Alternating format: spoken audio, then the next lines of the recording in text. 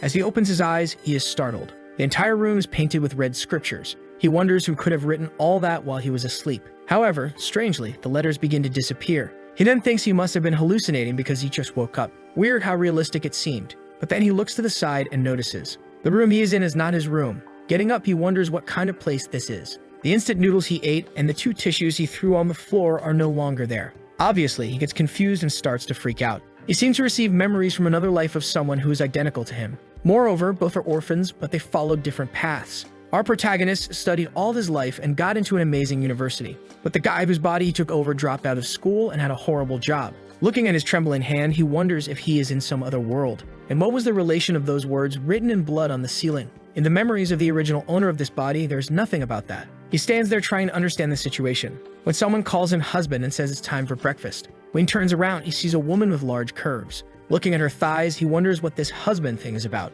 In his parallel world, did he get married so early? She sits on the bed and tells him to get up, it's getting late. Now the rascal already thinks that the transmigration wasn't so bad. He swallows hard, thinking that if it weren't for this transmigration, he would never have such a beautiful and kind woman. She keeps calling him to have breakfast. He doesn't know whether to call her baby, wife, or darling. He then decides to delve into the memories to find her name, so it would be easier. He starts thinking and strangely finds nothing. His mind seems to split. No name, no experiences, no hobbies, no favorite position, nothing. There is absolutely nothing about her in his memory. He looks back hesitantly, realizing she is standing still, and he already knows this so-called wife is strange. A fly lands on her eye. Hesitant, he asks who she is. She stands still for a second. She then says that it seems he can see, already opening a monstrous mouth. Sweet and cold, the protagonist says that he is just a little confused, he will think about it properly. But now she has already turned into a giant creature saying that he can see. He cries for a second, but in the next, he is devoured. Suddenly, he wakes up in bed again, sweating cold and wondering what happened.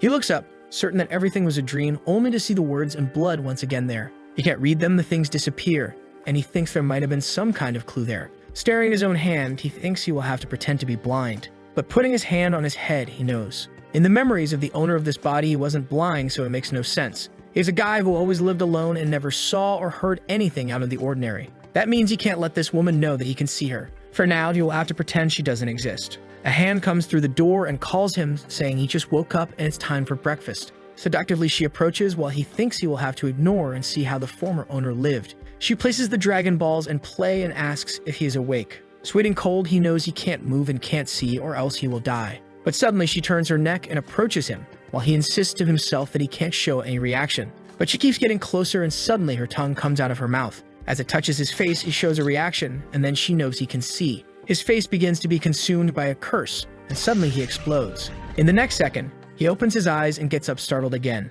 But now he is angry at that damn woman. The poor guy wakes up sweating cold and tries to stop to reason and starts to wonder. Is he being resurrected or is this a time loop? Apparently it's like when you save a point in a game. He grabs his phone knowing she wanted to force him to show a reaction. He puts on TikTok videos of dancing e-girls to pretend he's distracted. When once again she appears behind him and says it's time for breakfast. She calls for her husband and asks why he is looking at other women like that in front of her. He starts talking to himself, saying that he loves that girl from the live stream. Meanwhile, his wife asks if he doesn't like her anymore. She approaches and says she knows he doesn't have a vision problem. So why is the phone so close? Is he seeing her by any chance? He goes back to fiddling with his phone, wondering if he can't even seem strange. However, he calms down a bit since she didn't show a reaction. He then goes back to looking for other live streams. But then he gets a scare. She appears live streaming on his phone. He stands up and throws the phone on the bed, scared. As he trembles a bit, she behind him says he can see. She opens her monstrous mouth to eat him, but now he comes to throw a punch. But she dodges. And then there's nothing he can do. A bite to the arm, he agonizes and dies once again. While she feeds on the pieces, he wonders if that is really his remains. And with that, he starts losing consciousness again. Once more, she says it's time for breakfast. And she approaches, startling him. Up to the 6th time he resurrected, he still got scared just by her getting close to his face. And he died multiple times because he couldn't act very well. On the 8th time, he tried to escape from that room, but there was no way, and she realized that she could be seen. So he concluded that he should pretend to like her since there was no escape. As soon as she came to get breakfast, he said she was amazing. His plan was to take advantage of that as much as possible. But in the end, he went hungry, and she ate everything. And so he died 13 times in a row while trying to find some way to calm down. Some people who go insane become very sane. But for him, death kept coming. It reached 14, 15, 16. And with each death, he received new memories of the owner of that body. He started to understand a bit about that world and how different it was from his world. This is a place full of bizarre tales. On the 18th death, he wondered why he was reliving. Who wrote those words in blood, and why did they disappear as soon as he looked at them? Once again, he opens his eyes, wondering who is responsible for all this. He doesn't know who it is, but he knows his wife is one of them. She is a monster, and he began to repeat to himself that she should die because he deserved to live. Once again, she came through the door, calling him husband and saying it was time for breakfast. He got up knowing that every time she comes to do this, but never forces physical contact. Standing in the door, she asked if he wanted to start the day by eating some hot, moist meat. He got extremely close, but he walked right through as expected. She can only do something where she is sure he can see. He went to prepare some food while she, desperate at his side, said she already made breakfast and was ready for him. The poor guy sighed, thinking that the more beautiful, the better the lie. She's saying it's ready, but clearly there's nothing prepared. He made a snack, knowing that only by leaving that room would he find something about his wife. When he went to bite the snack, she had transformed into the floor, asking if he was seeing anything. He went to the door to open it, knowing he needed to get out of there, and she was visible on the doorknob, asking where he was going and why he wouldn't stay home with her. But he just opened the door and left the room, saying to himself that no one kills him 18 times and gets away with it. Now he wants revenge. As soon as he finds a way to eliminate her, he will come back here. But as soon as he opens the apartment door, he gets a scare looking at the sky. The world is red and filled with deformed creatures. In front of him, only the silhouettes of people. He gets scared by that and starts laughing like a psychopath, saying that this world is really interesting. But he feels something strange and vomits on the sidewalk. Suddenly, someone appears, asking if the uncle is okay. He looks startled, and it's just a little girl wanting to know if he's sick. He tells her he's fine and she can call him Big Brother. Patting her head, he thinks she's so cute that he would love to have a daughter. But she becomes deformed instantly, saying he can see. His heart stops, and he looks up. The girl turned into a giant demon with a blade. Our protagonist is at a loss for words and then starts laughing loudly, saying that this world is very, very interesting. He likes it and tells her that he really likes this appearance, because that way, when he kills her, he won't feel any guilt. He will end all the weirdos in this place without any remorse. But this time, he was torn to pieces. Once again, he wakes up in bed with the balloon wife asking if her husband is okay. The sun is already rising. The poor guy thinks that having breakfast 20 times in one day is really tiring. Sometime later, he is sitting on a park bench. Once again, the little girl comes and asks where her mother is, can he take her home? While he's thinking about the madness and all the kinds of strangeness in this place. One type is the completely strange and irrational ones. They are aggressive but can't affect anything, like air. The other type is the creatures that are identical to humans. They do nothing but try to get close to you. But as soon as they get a reaction, they make their move. Exactly like that wife. He knows that no normal person in that world can perceive their existence, but even so, they cling to them. Why do they want that? He thinks that maybe these creatures want to integrate into human life. Sometime later, he is holding his phone and received a payment of 3 cents. To survive in this world, at least he will need a bit of money to discover the things he needs. In the work group, a guy named Wu is calling for him. The name of our protagonist is Yizui Fangxiu. He works selling apartments for a company and knows he hasn't received the commission for one he sold recently. So he sends a message saying he is going to settle that, and he speeds up on his bike. When he gets there, strangely, it is a hospital instead of the company's building. The place looks more like an abandoned building. He stands sweating cold at the door, wondering if this is the sales place. He reaches the door and his phone rings.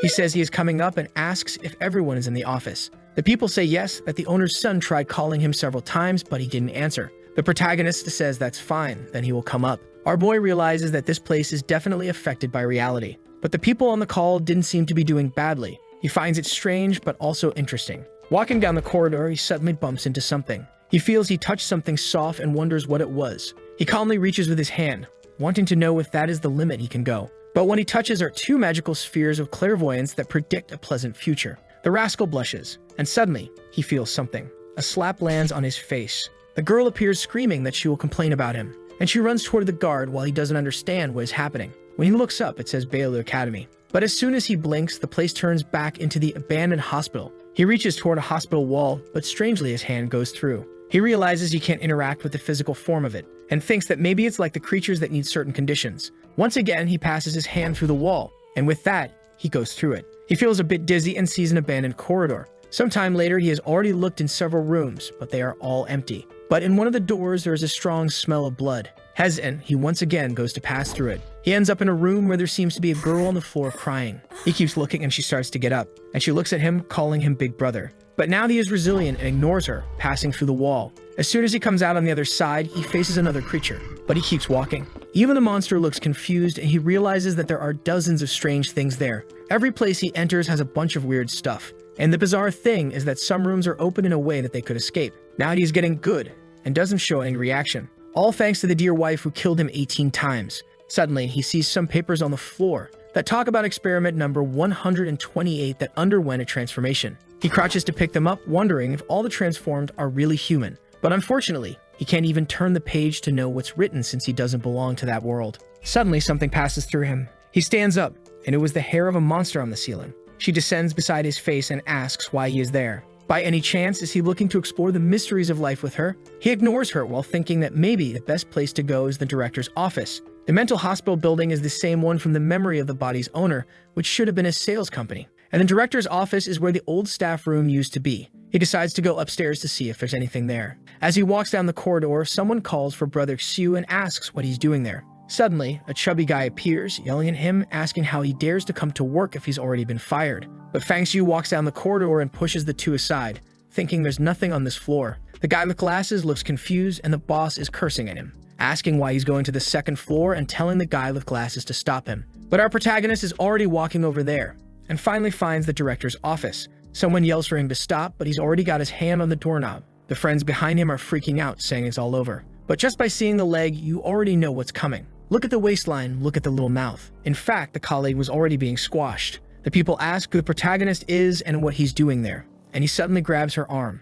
She tells him to let go and asks what he's doing, but he just throws her aside, saying she's too noisy. She falls and the guy goes to help her without doing anything, while he finds a paper on the desk, and as he expected, there's some kind of big secret in this mental hospital. The message says that if he wants to receive the gift of fate and uncover the secrets of this world, he has to go to room 520. He wonders if this letter was for him, and leaves wanting to know how they knew he was coming. It's in Building C, room 520. Suddenly the lamp bursts. The friend with glasses is still following him, while the other three who stayed behind are saying they are scared. He turns on his phone saying something is not right. The friend beside him says he's acting strange today. Why isn't he talking to anyone? He uses the phone to light up the second floor, and realizes he's no longer in the mental hospital, but in the old company. The guy having fun asks the chubby one for his phone, who says it also has no signal. He tells him not to worry, because with his status he can access more than he imagines. But if he's not wrong, all these things point to them having entered a strange world. An entire place that was once a normal reality now seems to be suffering anomalies.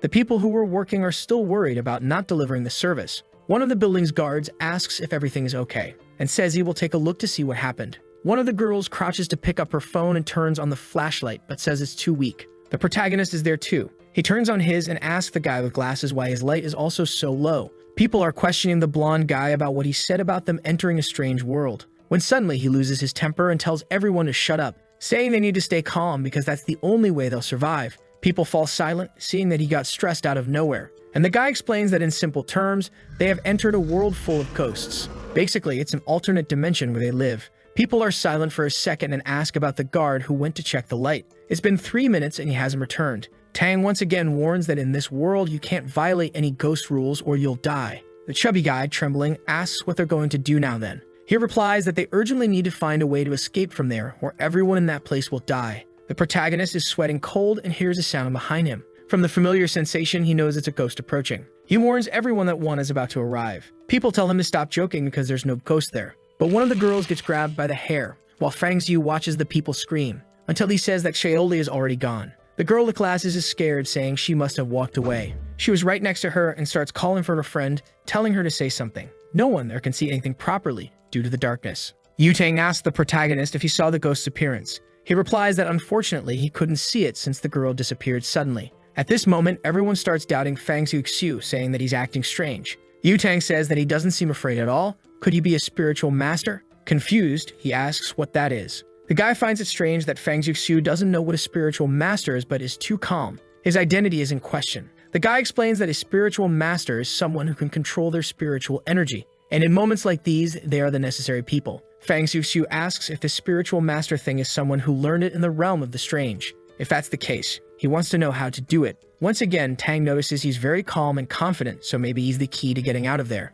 And then he explains that to get out of that world, you need to gather the power of the ghosts. You need to meet two conditions simultaneously. The first is to go through the fear between life and death, simulating an emotional trauma. And the second is to come into contact with the ghost to let its power invade your soul. But you must be cautious since ghostly power is like a bloody garment. Even though it covers your body, it also stains your soul. Hearing these words makes Fang Xiu thoughtful, especially because he knows that after multiple deaths, He avoids contact with the ghosts to not die. From the wife to all the street creatures, they are mere illusions as long as he doesn't interact with them. However, when a ghost crosses into reality, it can kill without the need to be seen. So maybe if he can contact them, he will be able to eliminate them. Fang Xiuxiu wonders if this is a good thing. Remembering his wife, he says he's crazy to become a spiritual master and end her, when suddenly, another person from that place disappears. Tang starts to go crazy, telling everyone to shut up or they'll attract more ghosts. FLIRTY approaches and asks what they are going to do. She's afraid of disappearing. Fang Xiu says it's 2 and 3 minutes. Precisely for men, it's a 3-minute interval, and for women, it's 2.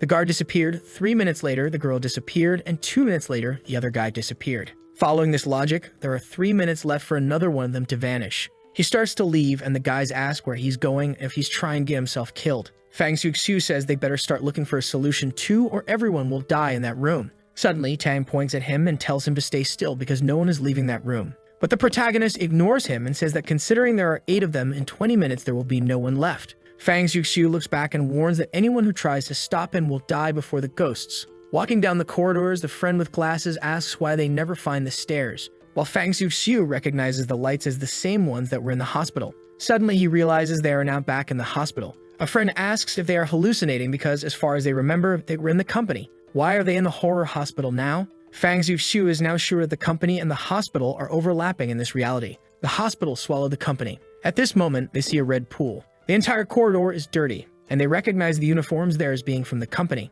Fang Xiuxiu concludes that the ghosts take 2 minutes with women and 3 with men because that's the time it takes to eat each type of person. He says they still have some time, and the guy with glasses says that it seems they are still eating jialing. The protagonist finds it strange because in the hospital, everyone was trapped. And the first time he passed through here, there wasn't all this blood in the corridors. The cuts on the clothes prove they are using some sharp blade, and he found only one like that. Something is coming out of the ceiling, and he remembers that the only one moving freely is the ghost doctor he saw right above him that time. They hear some sounds coming from that direction, and when they look, it's the group that was in the room, coming to ask what they will do. They feel a bit awkward, and the chubby guy asks if they found anything by coming down there first. Suddenly, they scream, and the girl says there's a lot of blood there. Everyone recognizes it as being from their allies' clothes, and Tang asks if everyone was eaten. Fearful, FLIRTY begs to leave, and Tang says they really need to flee as quickly as possible. They ask Fang Xiu to lead the way, but he says nothing.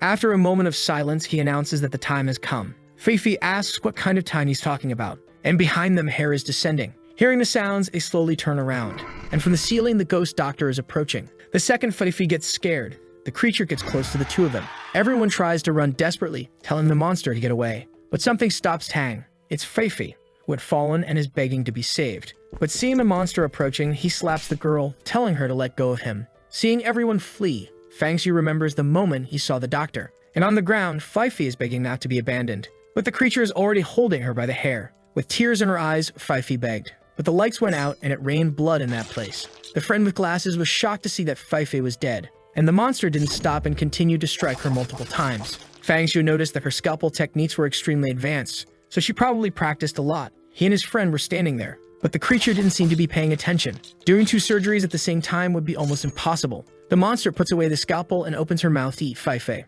Fang Xiu understands that the instinct to eat humans is just because she turned into a ghost. He starts to approach and his friend asks what he's doing next to the monster. Fearlessly, Fang Xiu punches her in the face, but he is startled. Her skin feels hard as steel. He remembers that all the creatures he encountered are extremely powerful compared to humans. The only way is to become a spiritual master to change this situation. The friend calls for him, saying they need to run away. But Fang Xiu says it's okay because that creature only kills one person at a time. That means when she's eating is the safest moment of all. The friend says that soon the monster will finish. But the protagonist says that FLIRTY had an extra round piece of flesh there that will make it take a little longer. The friend, upon hearing that, vomits. While Fang Xiu remembers that he needs to absorb cursed energy from the creatures. And in a dimension like this, near the ghosts is where the most concentrated power it is. A physical touch would be the best way. Seeing the ghost's thighs, he pats them to see if he gets infected. The monster's legs are inverted and Fang Xiu is patting them. The friend tells him to wake up, but it's not the time for this kind of thing. But Fang Xiu just says that if he's scared, he can run away. The guy says okay, and if so, they should go all out. He gets closer to the protagonist to touch the ghost's legs, but soon realizes they are very cold. While patting, the friend says nothing has changed, and Fang Xiu says they will continue. The friend says he never thought the first contact would be with a ghost, but these legs are really too long. The protagonist begins to think that this guy has some hidden potential. Since before he was dying of fear, but now he's drooling. He announces that a minute has passed. They will bother her for another 30 seconds and then run immediately. As soon as the clock hits 1:30 on the phone, he stands up, saying it's time to flee. The friend asks if they can really escape and where he's going. Fangxiu is sure where he's going as he observed the hospital very well when he walked around, and they will use the terrain advantage to create a distance from the doctor. But hair appears in front of him. He wonders if he miscalculated and how she finished eating so quickly. The amount of flesh Fifi had was enough. Then he notices 2 silicone implants on the floor.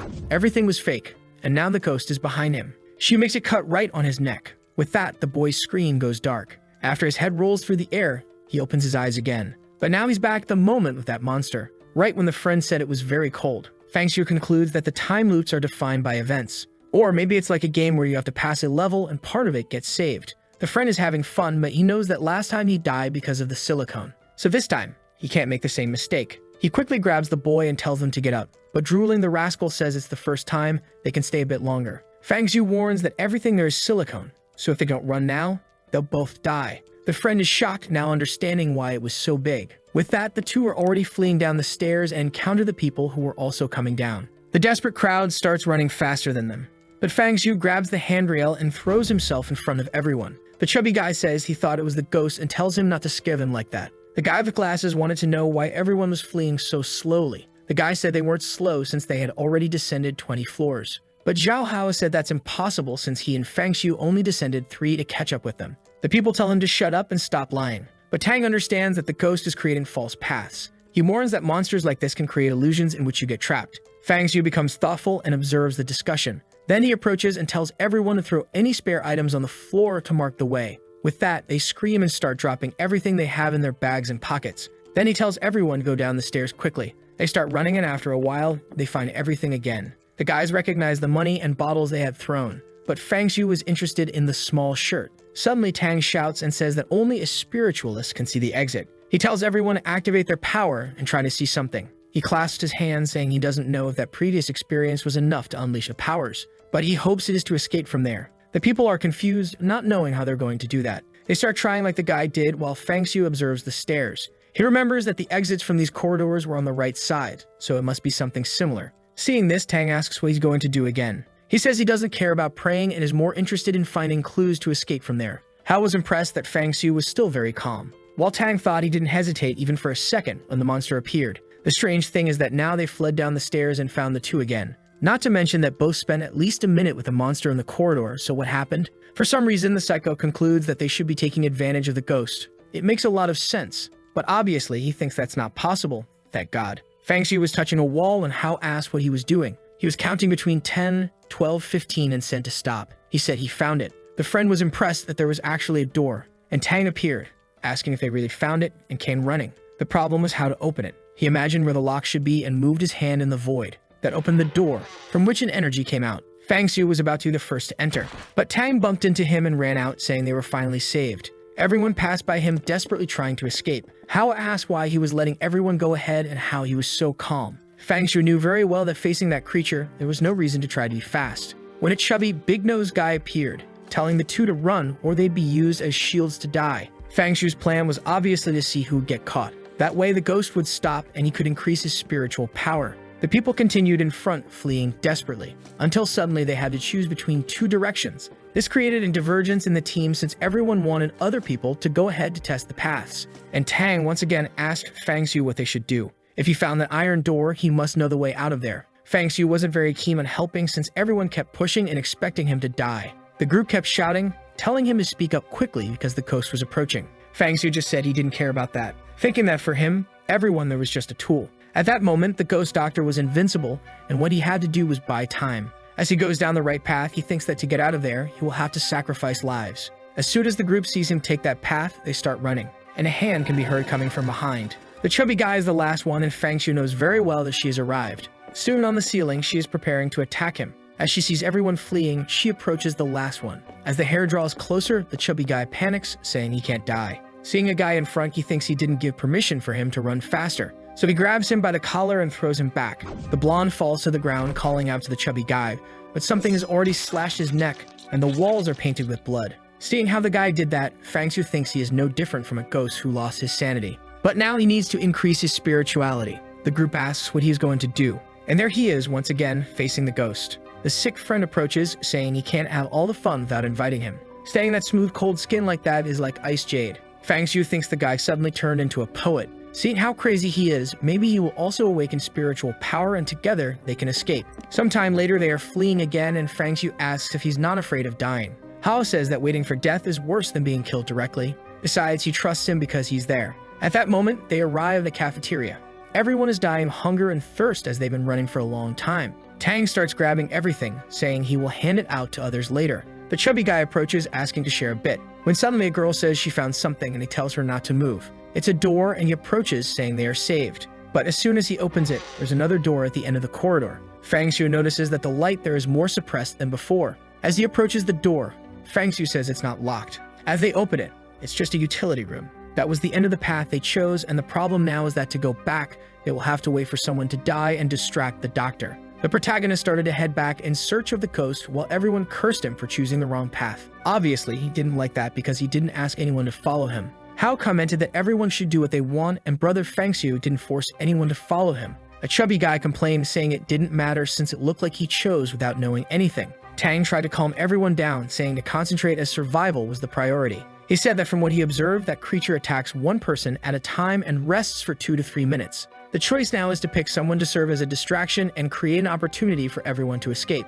Fang Xiu understood immediately what was going to happen. Tang came and hit him on the chest, saying that if it wasn't for him, no one would be there, so he would have to be the one chosen to pay for the sins. Hao asked what he was doing and Tang shouted for everyone to help, but Fang Xiu stepped in and put him in a chokehold. As he was pulled away, he called the chubby guy to help, who now put Hao in a chokehold too and fell with him to the ground. Suddenly, the door slammed shut. Fang Xiu had isolated himself outside. The group asked what he was doing. Fang Xiu said he never imagined he'd be so interested in people. Apparently, they are stranger than ghosts. He thanked them for their interest, but warned that he would make everyone pay next time. And with that, he died again. As his body fell to the ground, the group opened the door to run out. Hao, with tears in his eyes, went to help Fang. And as Tang looked back, smiling, he saw something terrifying. Even dead, Fang Xiu was smiling and told him to just wait a little longer. Back to the moment, he warned that it was silicone. He ran out, but this time smiling in a macabre way. The guys were running down the stairs, trying to escape, thinking the ghost was coming, when once again he fell in front. Ignoring everyone, he started running as they asked what he was doing.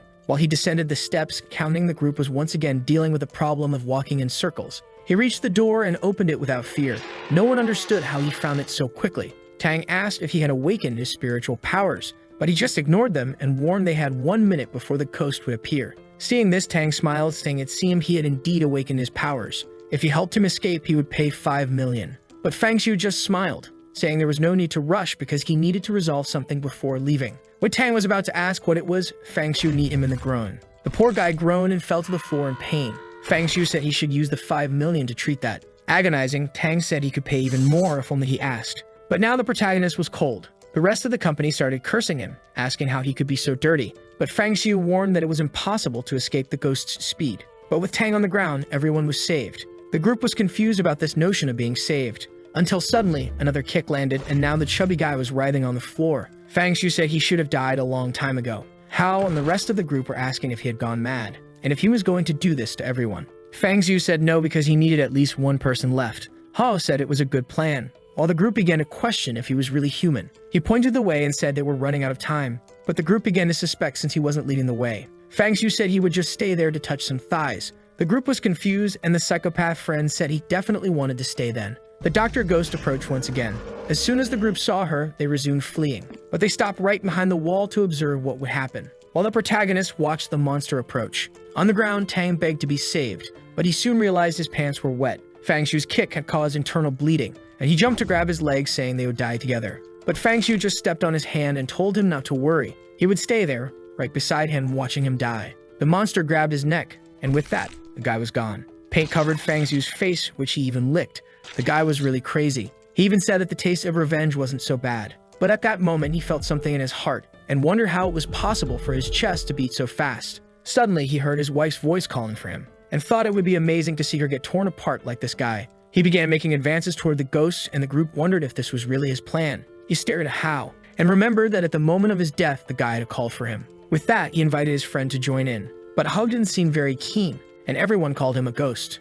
At that moment, Fang Xiu realized that having died those 20 times and experienced so much madness was causing him to no longer have any emotional fluctuations. His humanity was slowly disappearing, and at that moment he and Zhao Hao were completely different. But he had no option, so he wouldn't force his friend. But suddenly Zhao said that in that company he was the only person he could trust. As he was his only true friend, he would trust his plan. But he said he looked scary with that wine all over his face. But he soon approached with a blushing face to activate more spiritual power. While they were having fun, Hao asked why he attacked those two.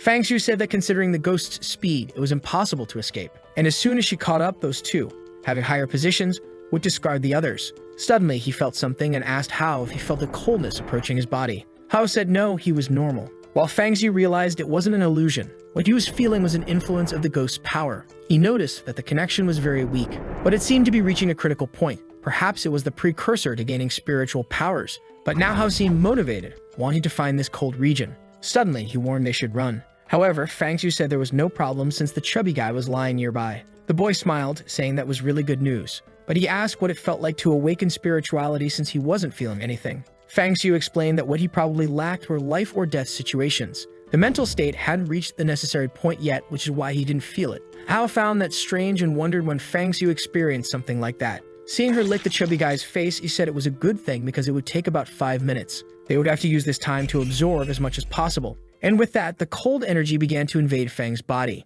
He started to try to perceive where it was going, and soon felt it seemed to be going to his brain and heart. They were now turning into blocks of ice. A cold blade cut through his entire body, and after being shattered, a light appeared in his chest, a flash that concentrated and turned into a red sphere. As soon as Fang Xiu regained consciousness, he realized that all his 5 senses had been sharpened. Even his thinking speed and control over his body had improved. It was as if more parts of the world had become available to him. But he realized he had awakened less than 1% of his spiritual capacity. The abilities seemed to be related to the desire he felt. He wondered what that was and suddenly felt a shock in his heart. He agonized and wondered if his ability was to cause pain. The sequence of deaths made his greatest desire to return that sensation. Whether it was negative emotions, mind distortions, or pain, he could make enemies experience all of it. Out of nowhere, he smiled and started laughing, saying that now he was incredible with this ability. Seeing him go crazy, Hao asked if that had worked, while Fang Xiu concluded that he had received the best possible ability for him. Remembering his dear wife, he stood in a trance while Hao called for him, saying that 2 minutes had passed. But Fang Xiu just told him to step aside as he was going to test his power. Immediately, Hao stepped back, saying it seemed to have worked, and that was very good. He then approached the ghost doctor. Concentrating the power in his hand, he knew that it carried everything he had experienced in those days. He knew that the more times he died, the more pain he would accumulate, and the stronger he would become. As long as he continued being revived, he could infinitely strengthen himself. He punched the ghost in the face, saying he wanted her to experience this masterpiece. The punch hit her squarely, but the power seemed to dissipate. She was thrown back and dropped the scalpel while crying on the floor. But Fang Xiu immediately realized that his punch was mediocre, and the little spirituality he had was now exhausted. The blow hadn't hurt the ghost, and she didn't seem to have felt the pain he did. While he thought about this, Hao said maybe it was time to run away, or they could go back to touching again. He thought that maybe putting this energy into weapons would be the best way. And speaking of weapons, there was one right on the ground for him to use. He crouched to pick it up, but soon felt an energy. That blade seemed impossible to lift, and its power immediately attacked Fang's heart. He could see all the times that weapon had been used, the infinite amount of pain it had absorbed. But with so much resentment, he wondered if he could use it to end the doctor. He told Hao to step aside. As soon as he did, he attacked the doctor right on the back of the neck. But it did nothing. Hao pulled at her shirt and said it didn't even leave a scratch. How were they going to kill her like this? The friend kept patting her back, and Fang Xiu concluded that without spiritual power, it wouldn't work. At that moment, he understood that revenge was not possible right now. She was getting up, and he was driving Hao, saying it was time to run. As soon as the monster got up, she wondered where the scalpel was. Walking with Hao, he sensed someone's presence. With his sharpened senses, he could perceive the presence of others. Hao asked where they were going when the two who had been hiding appeared. Hao called them cowards for running away and now coming back to ask for help. But Fang Xiu said there was only one solution. They would have to go through each of the 4 doors. Everyone was scared, and the guy said that with a monster following them, they only had time to try one. Fang Xiu ignored them and walked away, saying he wasn't forcing anyone to follow him. As soon as they heard a sound behind them, they knew she was getting closer. Fang Xiu realized that by stealing the scalpel, the ghost's behavior would change. He opened the door and told everyone to run. They started climbing the stairs in desperation. As soon as they closed the door, it was destroyed from behind, and the ghost began to ascend the corridor. With a macabre face, she told him to give it back. She ignored everyone on the stairs and went face to face with Fang, telling him to hand over the scalpel. Fang Xiu managed to defend himself when she attacked. but then she opened her mouth and went for his neck. At the east gate, they died. They went to another room. This time, he ended up coloring the chubby guy in another place. Once again, he stole the scalpel and headed in another direction, smiling. They ran to the north gate and reached the elevator. But as soon as he tried to enter, the monster opened the door and finished him off too. Then he tried the south gate, but once again, he was caught by the malicious and flexible ghost. Really cruel since he died. He tried the last door. He didn't want to accept that by stealing the scalpel, he would always die. Even though she was extremely fast, he still had the revive to change the trajectory each time. In a way, it was as if he could foresee the future. He knew there was a safe passage to the left, but something came at his neck and once again, he died. It had already been the Mank time, and now he was sure he could do it. He guided everyone in that same direction. The ghost appeared behind everyone and approached him. She was once again heading straight for Fang. At that moment, Ho turned and told him to be careful. Right when she was about to land a blow on his face, he managed to sidestep, making her miss, and stood face to face with the doctor. She was confused about how he dodged, and Ho found it impossible that he had done that. Smiling like a madman, Fang Shu fled. Once again, she tried to hit him and he managed to duck. After numerous deaths, he had learned her attack patterns. Moreover, the pain was strengthening his body and increasing his spiritual power. Ho was impressed with his ability to predict movements. The ghost didn't like this at all. She prepared to jump and bite him, but he was confident that he now knew her trajectory entirely. As she came at him once again, he rolled to the side and dodged again. The ghost was already going crazy, telling him to die already. The group couldn't believe he was escaping her. While Ho was thinking this was the power of a spiritual master, running towards the door, he once again saw the exit, confident that now they would escape. But strangely, the ghost stopped in front of him. He was confused and she told him not to go while trembling. Fang Shu found it strange because she seemed scared. With that, she fled, delivering a precise attack on poor Ho. The poor guy staggered back, wondering what that cold thing was. He ran to Fang Shu and asked what had happened. He said everything was normal and according to logic, that was the path to survival. But he realized that even the doctor fled when she saw that place. That meant it might not be the exit, but rather something so terrifying that even she was scared. He knew it was the mouth of an abyss. The group kept asking why he didn't run. He sat down, saying it was good to rest for a while. After thinking a bit, he had an idea and told everyone to get up. Once again, they walked through those hospital corridors, and he slowly approached the metal door, wondering if there really was a great danger outside. As he began to open it, Ho asked if it wouldn't be risky to do so. He said they had no option but to go and enter the darkness. There, he couldn't see anything at all, and the place was so silent that he could hear his thoughts. The darkness had swallowed the path from which he came, so the only option was to move forward. He kept moving forward and forward.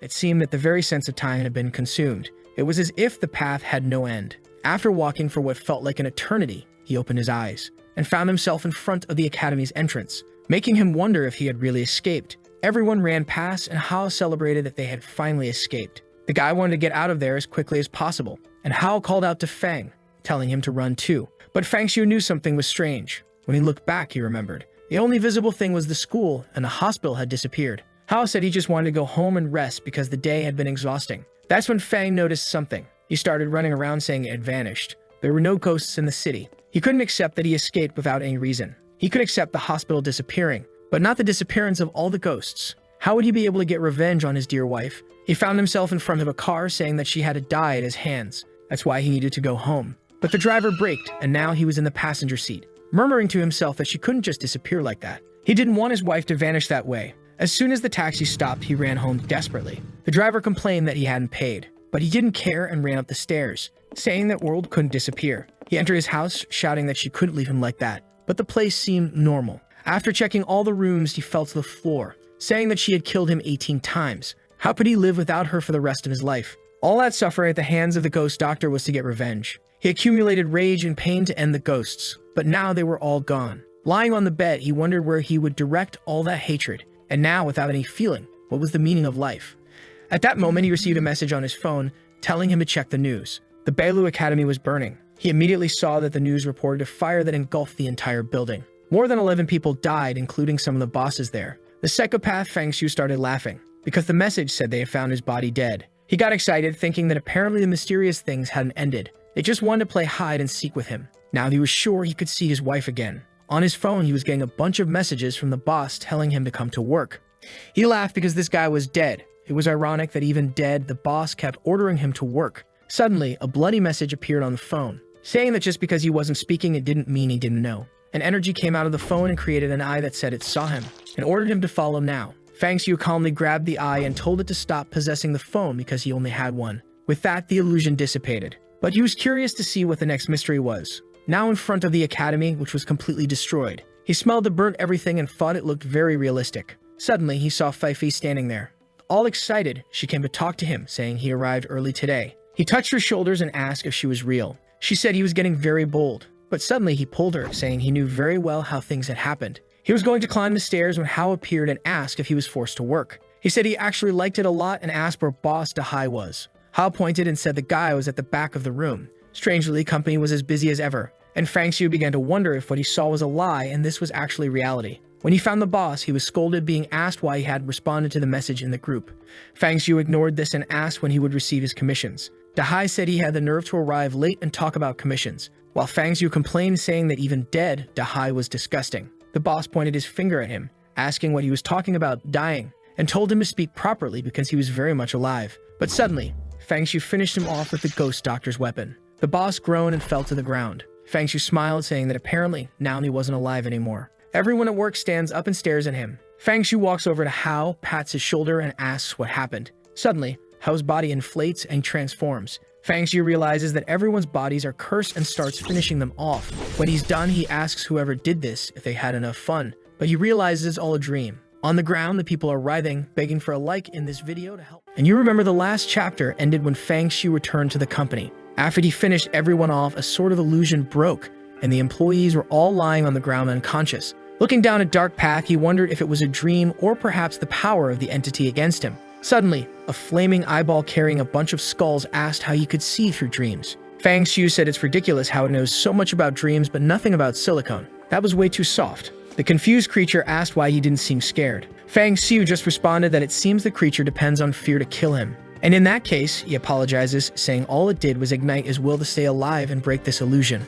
He walks up to a door while the eye watches him, and with that, it distances itself, saying it will remember the human who fears nothing. Fang Xiu begins to wonder if it was this eye that was terrifying the doctor. Observing the number of illusions around him, he knows he is still in the dream and is being manipulated. If that is the case, he will have to start over and apologizes to Zhao Hao. With that, Fang Xiu resets the day once again. Now knowing that the creature's power in this place is to manipulate dreams, all he has to do is not sleep. They manage to escape once again, but Fang Xiu noticed that everything was too normal. Knowing that this would only happen in dreams, he ends himself again. With this, he knows he is trapped in someone else's dream and believes he will have to help Zhao Hao conquer his own fears. He explains to everyone that the safe passage is actually a lie and what happens there is that you are dominated by a false dream. He goes to Zhao Hao and warns him that he cannot fall for this illusion. As long as he survives his fears, he can get out alive. And the secret to always confirming if you are in a dream is to pet Fifi, because the sensation is different. Zhao Hao says he doesn't know how it should feel since he doesn't know the real sensation. Unfortunately, after multiple attempts, people were still getting trapped in the dreams. He knew all of this was fabricated by the bizarre creature, the problem being that everyone had different illusions. The biggest issue is that only the person can break the dream they are trapped in. He tells Zhao Hao to wake up, but the boy is mumbling. He slaps him in the face repeatedly. He kicks him in the groin, but even in agony, the boy doesn't wake up. Fang Xiu is confused because nothing is working. He grabs the scalpel, saying he will have to resolve it this way. Without mercy for his friend, he cuts his thigh. Zhao Hao agonizes, begging him to stop, but then faints to the side. Our protagonist has no idea how he will save this guy. He realizes he will have to restart everything once again. However, if that doesn't work, he might have to give up. When they wake up, Zhao Hao comments that he was dreaming of a very friendly ghost. She was very soft, but just when he was about to embrace her, he unfortunately woke up. Fang Xiu ignores him, and the guide next to him talks about the safe exit. Suddenly, Zhao Hao excitedly shouts that when he gets out, he will find a woman to flirt with. Seeing how determined Zhao Hao seems about getting a woman, Fang Xiu decides to use this emotion.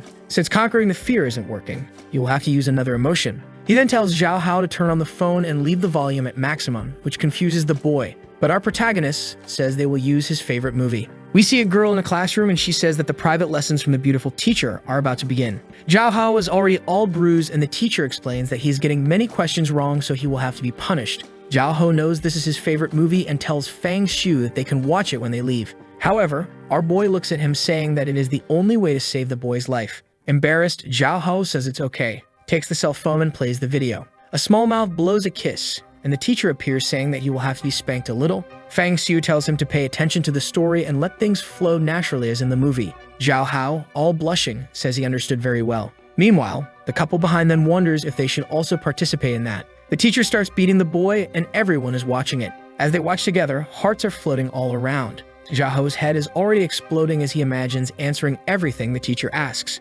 Seeing that the boy's emotions are running high, Fang Xiu says it's time to go. He warns his friend that if something scary happens, he should try to find the difference between reality and the dream. Strangely, Fang Xiu feels a bit bored, thinking that after living this day so many times, he even misses going home to his wife. A while later, the couple died and they did not survive the illusions they had to face. Fang Xiu only wants to know if Zhao Hao is okay. Next to him, Zhao Hao is saying that he just wants to try a little. The boy is shaking his head with his tongue out. Fang Xiu thinks it's crazy that his friend survived because of the teacher. Then he notices something strange. The boy seems to be emanating some sort of spiritual aura. He understands that his friend is about to awaken his powers. A while later, Zhao Hao is lying on the ground drooling. He suddenly wakes up and stands up saying to Fifi not to run. Then he realizes he is in the wrong place and asks Fang Xiu if that is the exit and if he succeeded. Fang Xiu just watches and approaches. Strangely, Zhao Hao tells him to come closer so that he can give him a little squeeze. Our boy tells him to wake up to life and says it's incredible that his friend overcame the illusion using that kind of thing.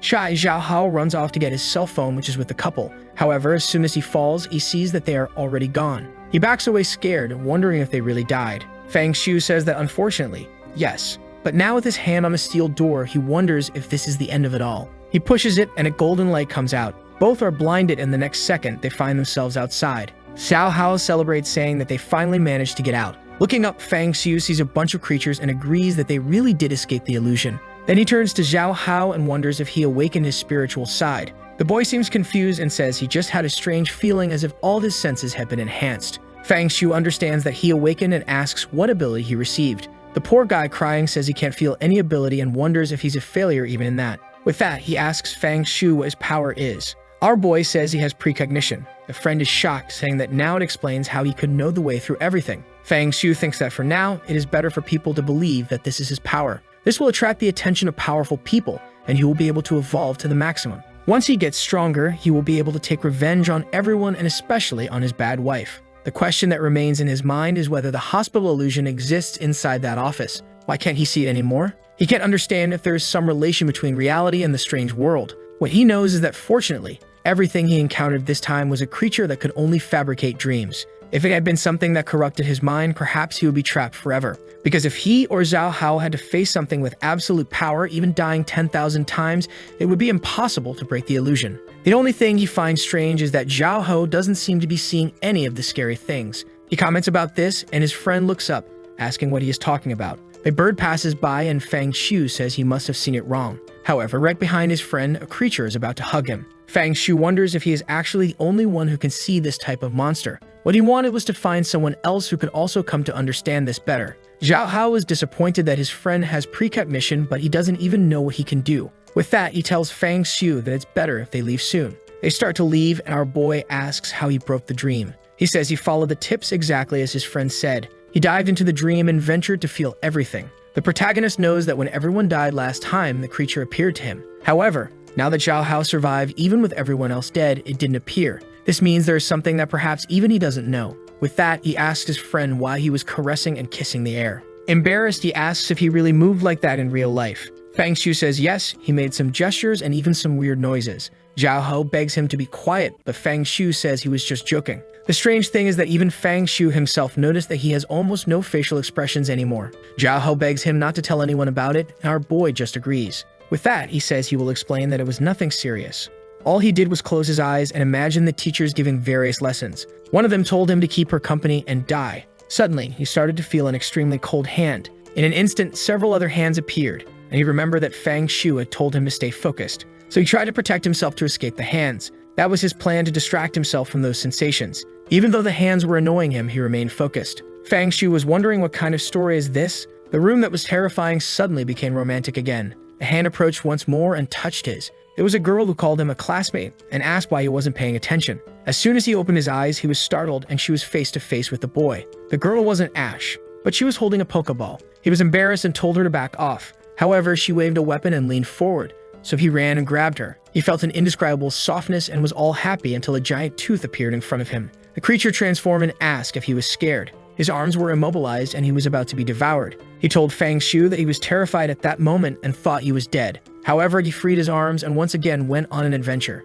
If he was going to die, he wouldn't let it be for nothing. With that, the monster was scared that he had no fear. Fang Xiu starts to wonder if the creature didn't appear because it was afraid of being abused by this madman. With that, his friend asks why he wanted to know about these things, and our boy just says to forget about it. Then Fang Xiu says he will get a taxi home and to just text him if he needs anything. Zhao Hao comments that all his colleagues died, so how is he going to go home alone? Our boy just looks back and asks if he wants to call security. He feels a bit awkward and realizes it's not the best option. With that, Fang Xiu leaves, warning that soon the spiritual organizations will be looking for him. Sometime later, his wife says it's very good that he has come home and asks if he has eaten. Our boy smiles, saying that now he has finally found her. She makes a grim face and he says that he is back. With that, she is about to say that he can see her when suddenly a slash passes. Fang Xiu didn't hesitate for a second and says he missed that wife. Smiling, he asks if she wanted to see him that much too. But strangely, everything resets and he finds himself in front of the house again. He has no idea how he died. Apparently, his wife's power is much greater than he was expecting. Hesitantly, he puts his hand on the doorknob and enters the house. Once again, she says she missed him and asks if he wants something to eat. Once again, Fang Xiu just ignores her, realizing that the power difference between them is still incomprehensible. Meanwhile, an emergency meeting is taking place in a building. Director Wang Dehai says that everyone must have heard the news. 5 hours ago, a mysterious phenomenon occurred at the school academy, but no one knows about it yet. The secretary says these are the recordings from the area. Unfortunately, all they could discover was about these two survivors, a boy named Fang Xiu and another named Zhao Hao. Looking at the boys' histories, both seem to be ordinary people. With that, he asks the staff what they think about it. A guy with glasses says that if two normal guys survived, it must be a rank D place. However, someone says they highly doubt that. A blonde-haired girl says that in the footage, the boy named Fang Xiu seemed too calm. Her assistant comments that there's a possibility he became a spiritual master in there. However, the guy with glasses insists, saying that even if they awakened, it must be an extremely easy place since they came out alive. The director orders everyone to shut up and says that the investigation team should contact these people and find out if they managed to awaken their powers. Lingxi says she understands the orders very well. Meanwhile, Fang Xiu wakes up in his room. As always, his wife is there, telling him not to worry about her and to go back to sleep. However, Fang Xiu is in a conversation with Zhao Hao, who says he has discovered what his ability is. He explains that the reason it didn't work yesterday is that it seems to only work after 11 a.m. and lasts until 1 a.m. Fang Xiu tells him to hurry up and say it. Zhao Hao says that his friend's ability is good, but his own ability is now much better. Our boy is already losing patience and tells him to quickly say what kind of power he received. Zhao Hao explains that his power makes him look incredibly handsome after 11 a.m. and his muscles are on fire. Fang Xiu thinks this guy is messing with him and says he will hang up this nonsense. When he goes to the bathroom and turns on the faucet, his wife says he has incredible pressure. Our boy is confused by this annoying woman who won't leave him alone. In the kitchen, Zhao Hao continues talking about how much stronger the boy has become. Thinking about this, Fang Xiu just keeps his phone to the side, as he imagined the abilities are a reflection of a person's greatest desire. Apparently, Zhao Hao always dreamed of being strong, which is why he receives such a power. He sits down to have breakfast and his wife says it's the perfect time for that. At another part of the city, someone gets out of a car. It's Lingshui asking what they have discovered from observing the boy's messages. The guy says that apparently one of them really became a spiritual master. She asks about their powers and the guy remains silent. He says they have no idea about Fang Xiu's power, but the boy Zhao Hao seems to become very handsome from 11 a.m. to 1 p.m., especially in physical capacity and extracurricular activities. Lingxi says the boy has the perfect ability to work as a stripper. However, while climbing the stairs, she says they need to know Fang Xiu's ability, especially because depending on his powers, he could be a risk to society. Wenji just agrees, saying he understood. Back home, his wife is there asking if he can see her. Our boy is ignoring her as always, watching his TV, until he hears something coming from the door. He gets up to see what it is while his wife tells him to take a look at her. He goes to the peephole and wonders if what's on the other side is human or bizarre. He's already faced with Lingxu's heavy armament. The people knock on the door and he hears the sound, meaning they are human. With that, he opens the door and asks what they want. Lingxi starts to introduce herself, and at that moment, our boy already pulls out the card. He says they came faster than he thought, and his wife clings to his arm, telling the friends to come in. That catches the attention of the two. Lingxi asks if he knew they were coming. In the living room, Fang Xiu notices that everyone is ignoring his wife. He wonders if they also know the danger and are pretending like him, or if there's some other reason. Looking at the card, he calls Wenji by name. The guy introduces himself and says he's an investigator, and the girl next to him is Shen Sui, and he's her assistant. Fang Xiu looks at her, and she stares back, asking how they already knew about the investigation office. Our boy simply responds that in a world as paranormal as this, it was obvious there would be some association maintaining order. Lingxi responds that it's extraordinary he remains so calm with so many bizarre events. She then explains that they are a department dealing with the mysterious and peculiar. They are there first to find out what happened at the academy and second to see if he has the potential to join the team. Our boy shows no reaction. While the wife is in his face, Lingxi says that there are freelancers who also work for them. However, those who are directly related to the office receive much more resources to strengthen themselves. The wife keeps insisting, saying it's good he's not looking at that blonde and asks if he still loves her. Fang Shu is just observing his wife's face, thinking how wonderful it would be if she had a desperate expression. Then she would be charming. The blonde continues saying that first of all, he will have to explain very well what happened at that academy. Fang Shu stands up and says that before answering that, there are things he wants to know. The blonde gets irritated and says he's not in a position to make any demands. The assistant tells her to calm down because it's not good to solve things that way. Then the protagonist says that Lingxi seems to have spiritual powers. However, her assistant is a completely normal person. He asks if that's how investigations work or if she's so corrupted by her powers that she needs someone to supervise her. The girl starts to exude an aura again and Wenji tells her to calm down. However, she just asks if he's looking for trouble. The assistant asks to stop provoking her because if she loses her temper, everyone there will die. Fang Shu just ignores it and says that first,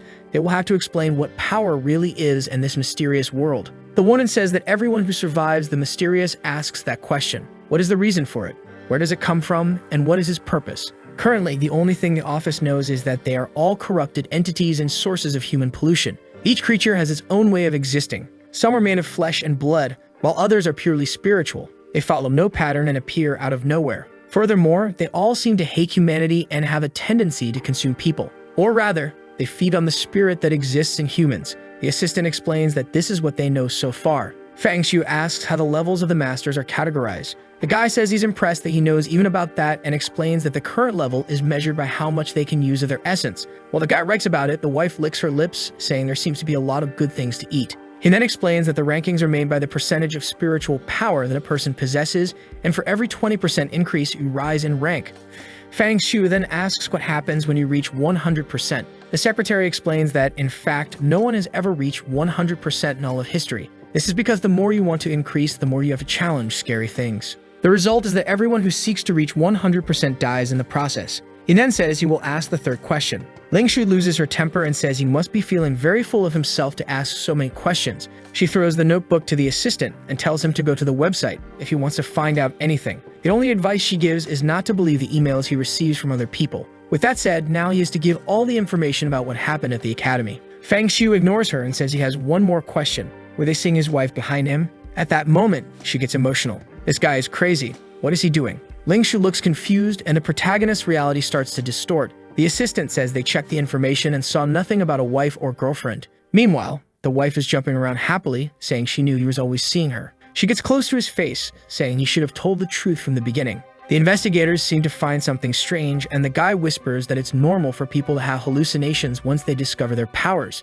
He imagines that Fang Shu's mental state is worse than they thought. She gets irritated and asks if he is once again trying to mess with them. Our protagonist is sure that she is not pretending. He then looks to the side and calls for his dear wife, saying that now he can clearly see how wonderful she is. Fang Shu says that he apparently doesn't want to cooperate but feels something strange. Something starts to distort and the wife says that finally he is seeing her. She turns her head back and calls for the humans. Lingxi and the assistant then wonder what that is. The creature starts to grow and opens a macabre smile, saying it has been a long time since she tasted a spiritual master. The assistant is shocked and Fang Shu asks what kind of power that is. Our boy says it's a little surprise for them. His wife is more mysterious than he imagined and apparently he is trapped in a puzzle. He asks if they can see her now, realizing that the fact he noticed her existence brought her into reality. If even his spiritual master couldn't see her, it means he must be the only one who can see all creatures. Lingxi stretches out her hand and creates a purple energy, throwing it at the monster, telling it to die. Fang Shu is impressed with the woman's spiritual power.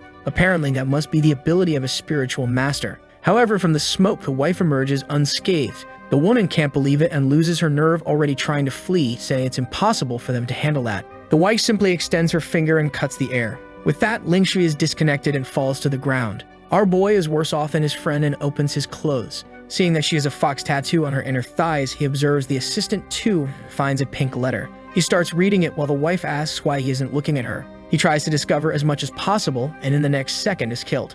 He is back to the moment when he had just returned from school. He knows he can't do anything against his wife. However, tomorrow the investigation team will come, and that will be the time when the world discovers about the person who can see the future. He goes to the computer to access the forum he discovered by talking to the assistant. A message appears on the screen, and when he clicks it, a monster pops up, scaring him.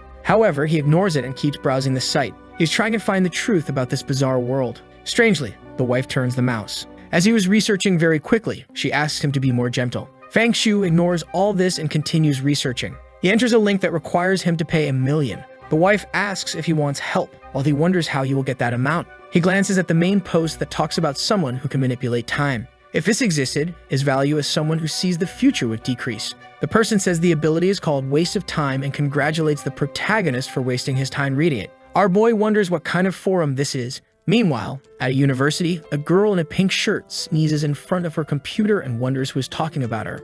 Fang Shu is trying to find classified information that only that investigator would have access to. The next day, he wakes up having spent the whole night researching more information about the bizarre events. Every time an event occurs, it is classified from rank S to rank D. A rank A plague could evaporate an entire city in one day, and a rank S event could destroy a nation. The problem is that the reason for these things and why they appear remains a mystery to everyone. However, these creatures are always around everyone, but each has its own condition for being materialized in reality. As always, the wife is saying good morning while he thinks that he didn't find anyone talking about seeing creatures in the sky. The goal now is to get money to extract as much knowledge from these forums as possible. Something he also discovered is about peculiar tools that have unimaginable functions, and the reason the scalpel is so strong is that it has been used for many sinister things.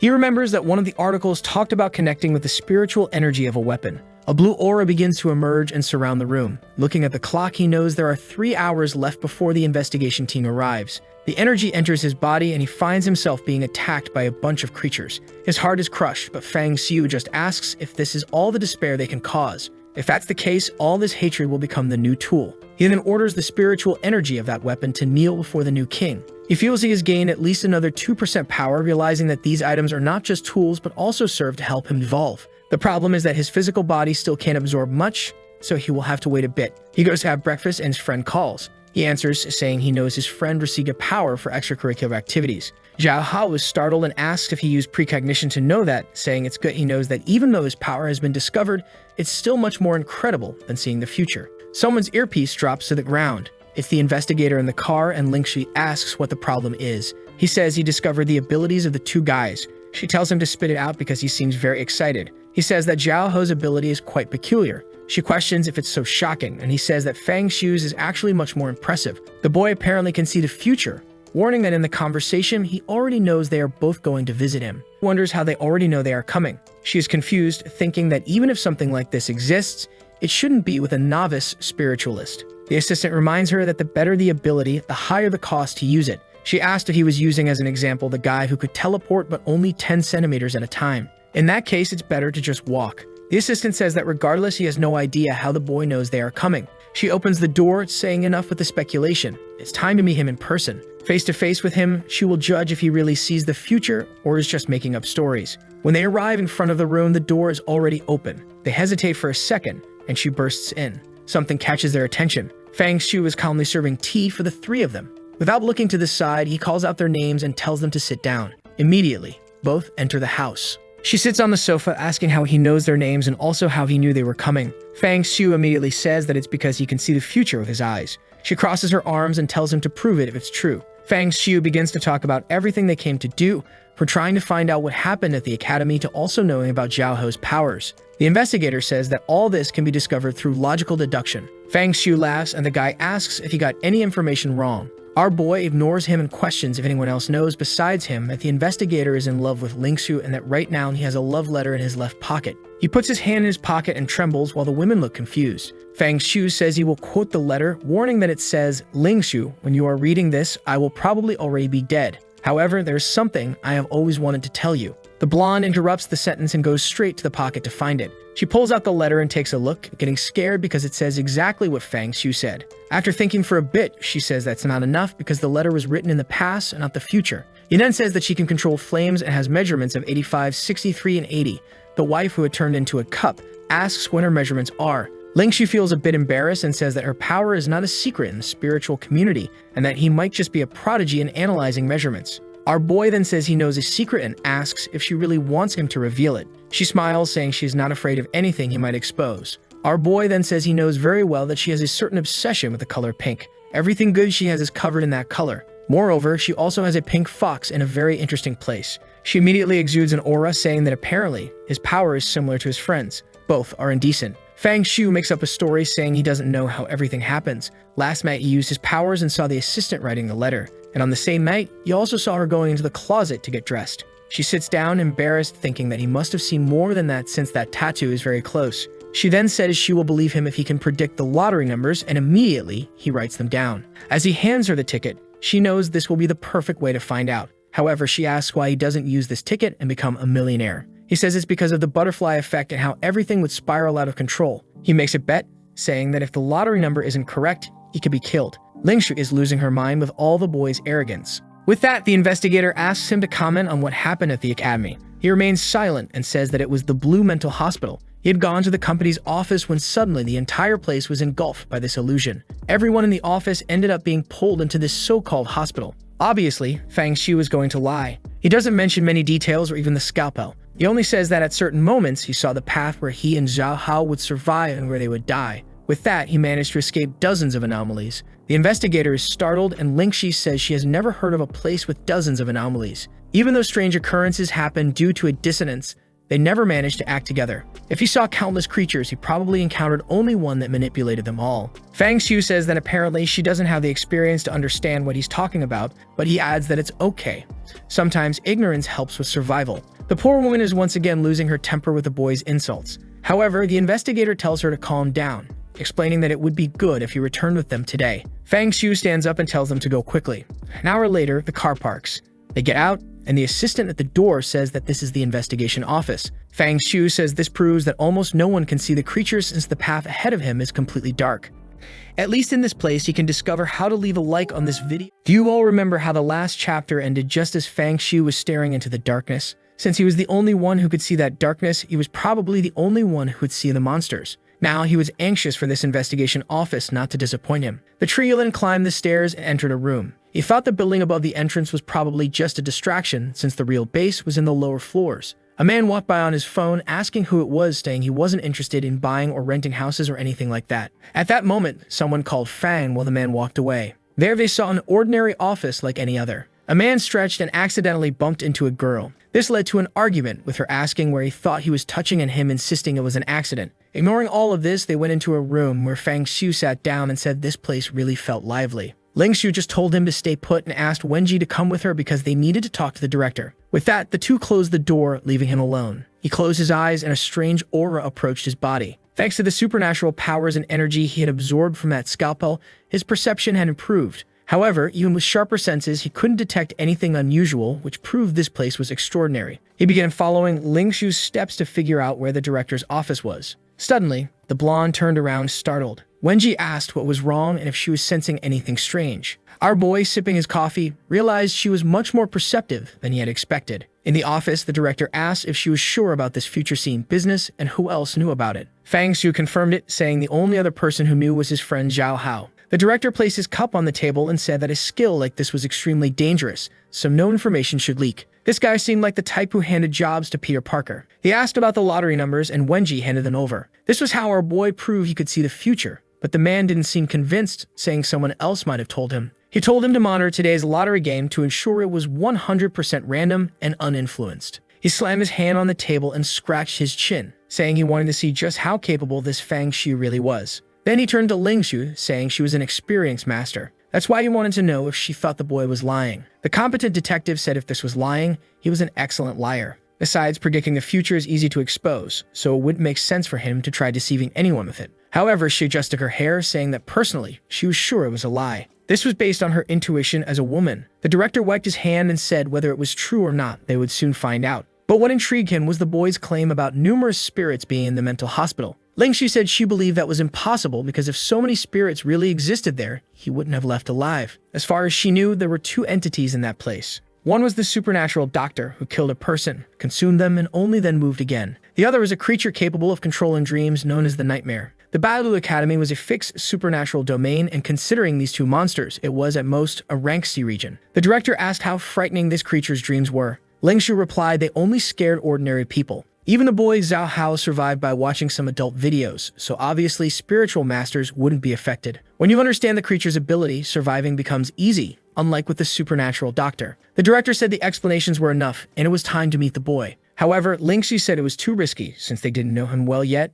and the boy might go out of control. She was about to suggest calling the captain and the commissioner, but he informed her they weren't available. Apparently, both had gone to hunt down the leader of a supernatural group. We then saw a man climbing stairs when another ran up behind him. These were the two men from the investigation team. Commissioner Bai Qi, the one with black hair, and Captain Yang Ming, obviously the other one. They were racing to see who would reach first. Lingxi said fine, but first she would conduct a mental contamination test on him to avoid any risks. The scene shifted to another room with a device on the table. She explained it was a lie detector based on spiritual fluctuations. If his heart and words didn't align, it would show a reaction. He placed his hand on the device and told her to go ahead with her questions. She asked him to imagine a supernatural creature massacring the entire city. You have to choose between fighting the creature and escaping alone or saving as many people as possible who could escape with him. He should answer honestly. He said he would choose the first option and fight the supernatural entity. The test showed he wasn't lying, and she wondered if he was really the type to risk himself for others. Obviously, our boy said that because if he dies the first time, he'll try again and again. One day, he'll find the weakness and the creature will die. Then she asked him to imagine a future where he received an invitation from a highly intelligent supernatural creature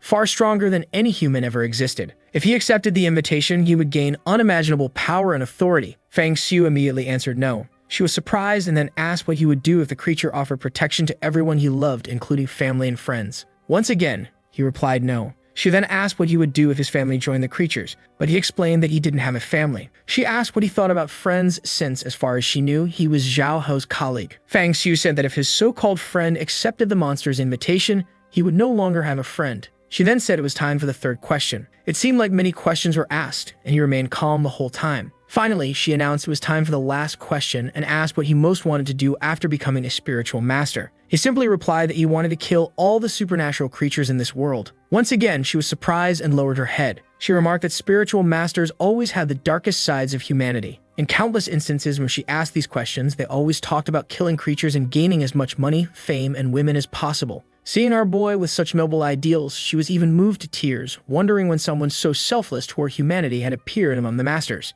If the system had malfunctioned, he was a kind of angel among them all. Even though he seemed arrogant and indifferent, deep down he genuinely cared about humans. While she checked to see if the device was broken, he was only thinking about the day he would avenge the woman 100-fold. He wanted to kill all supernatural creatures, but he knew that one wouldn't go down so easily. The scene then changed to a door opening as she led him to Director Wan. She handed over the document stating that the boy had passed the test. The man introduced himself as Wang Dehai, the current director of the investigation group. He was about to ask the boy to sit, but Fang Xiu had already seated himself before being told. Fang Xiu gave a casual greeting which annoyed Lingxu due to his lack of manners. Ignoring this, he decided to look at the test results and was immediately impressed. The answers were perfect and he turned to her, asking if they were really true. She just nodded, making it clear. He commented that based on the boy's answers, he was perfect for this profession. Even if he didn't have the ability to see the future, he would still want him in the investigation group. He held up his hand, telling him there was no rush as they waited for the lottery results. Meanwhile, Fang Xiu thought he was only there to use this identity as someone who'd see the future to gather resources for his goal. Dehai then asked about the limitations of his future-seeing ability, such as cooldown time or usage limits. Fang Xiu explained that in the supernatural world, he could walk between the future and the past. He could witness the lives and deaths of countless people and experience infinite possibilities.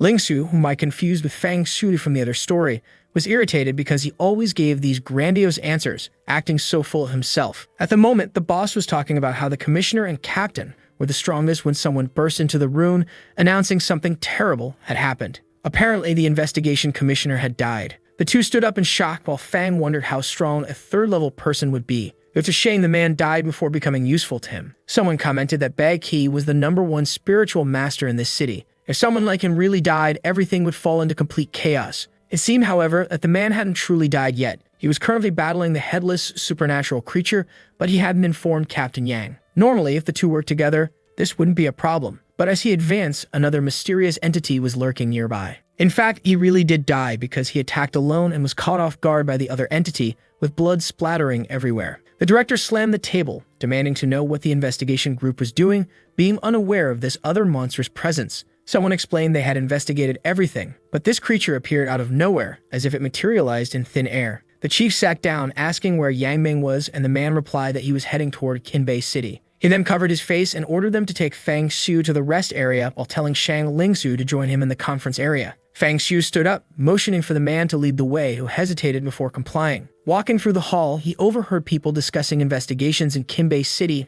and something urgent. They mentioned 3,000 spiritual coins and even spiritual incense. He had heard of the incense being produced there, but had never seen it in person. Spiritual coins were a type of metal that could conduct spiritual energy and were used to forge weapons. Meanwhile, spiritual incense could suppress mental corruption. These were prestigious resources that allowed spiritual masters to control their mental states. Goodness, how many times have I said spirit and spiritual? Sitting in the room, Fang Xiu wondered how a master like that had died so easily. Not to mention he was attacked by only 2 creatures. He then recalls that the ghost doctor's skin was as tough as steel and normal weapons couldn't penetrate it. Watching the others argue, he thinks about how, in contrast, human skin is incredibly easy to cut. Even with spiritual powers, they were always at a disadvantage against those supernatural creatures. He then stands up and tells the man not to panic. As the man turns around to respond, he takes a blow to the back of his neck. Fang says that the ones at risk in this place are the spiritual masters, not him. Shortly after, the boy is already wearing a suit and looking very stylish. He remarks that it's time to use this chaos to gather some information. In the office, everyone is wondering how someone as strong as Bai Qi could have died. Fang walks through and hears others mention that Bai Qi seemed dissatisfied with the captain's selection. Someone else responds that it was inevitable since the current captain, Yang, has a very powerful luck ability. A girl adds that Bai was considered invincible, while Fang notes that having luck as an ability is quite unique and interesting. The blue-haired girl says that on the day of the competition for the captain's position,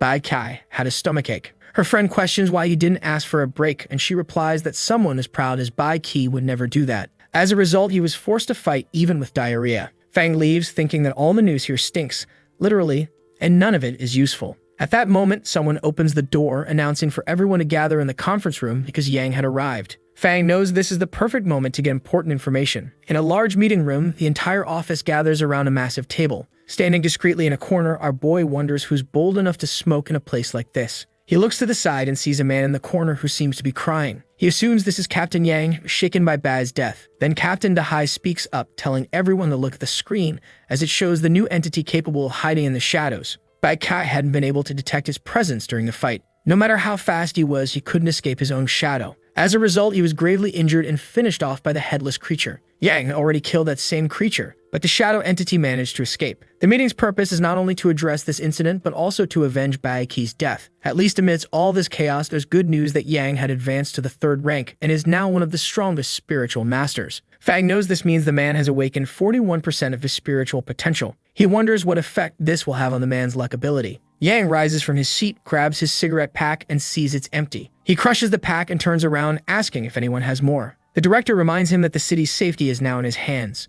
Yang simply puts his hands in his pockets and says if that's the case, he'll go buy a pack himself. The director holds back his anger but slams the table, telling him to stay put and asking if he doesn't want to avenge Bai Kai. Yang pauses for a moment and asks why he would seek revenge. Would revenge bring him back to life? The director covers his face and tells him not to leave, handing him another pack of cigarettes. Yang sits back down, saying he should have given it to him earlier and noting that this brand is pretty good. Meanwhile, Fang observes, noticing how calm and rational the man appears, except for the fact that he smoked about 30 cigarettes in 10 minutes. Then someone opens the door and calls for the director. The man goes to complain until the other explains that the person he was supposed to watch over hit him on the head and stole his uniform. The director informs everyone that the culprit is a boy named Fang Xiu and places an alert on him. Everyone starts running while our boy is disappointed that the man ran off so quickly. Suddenly, someone calls out to him. It's Ling Shu, who says the bastard is right there. Immediately, everyone points their weapons at the boy. One of them even tells Captain Yang to stay back. The director asks if Fang doesn't realize it's a crime to attack someone from their organization and demands to know what he's planning. Fang completely ignores him. He crouches in front of Yang and asks if he'd like to bring Bai Qi back to life. Yang gets serious and warns him not to joke about it,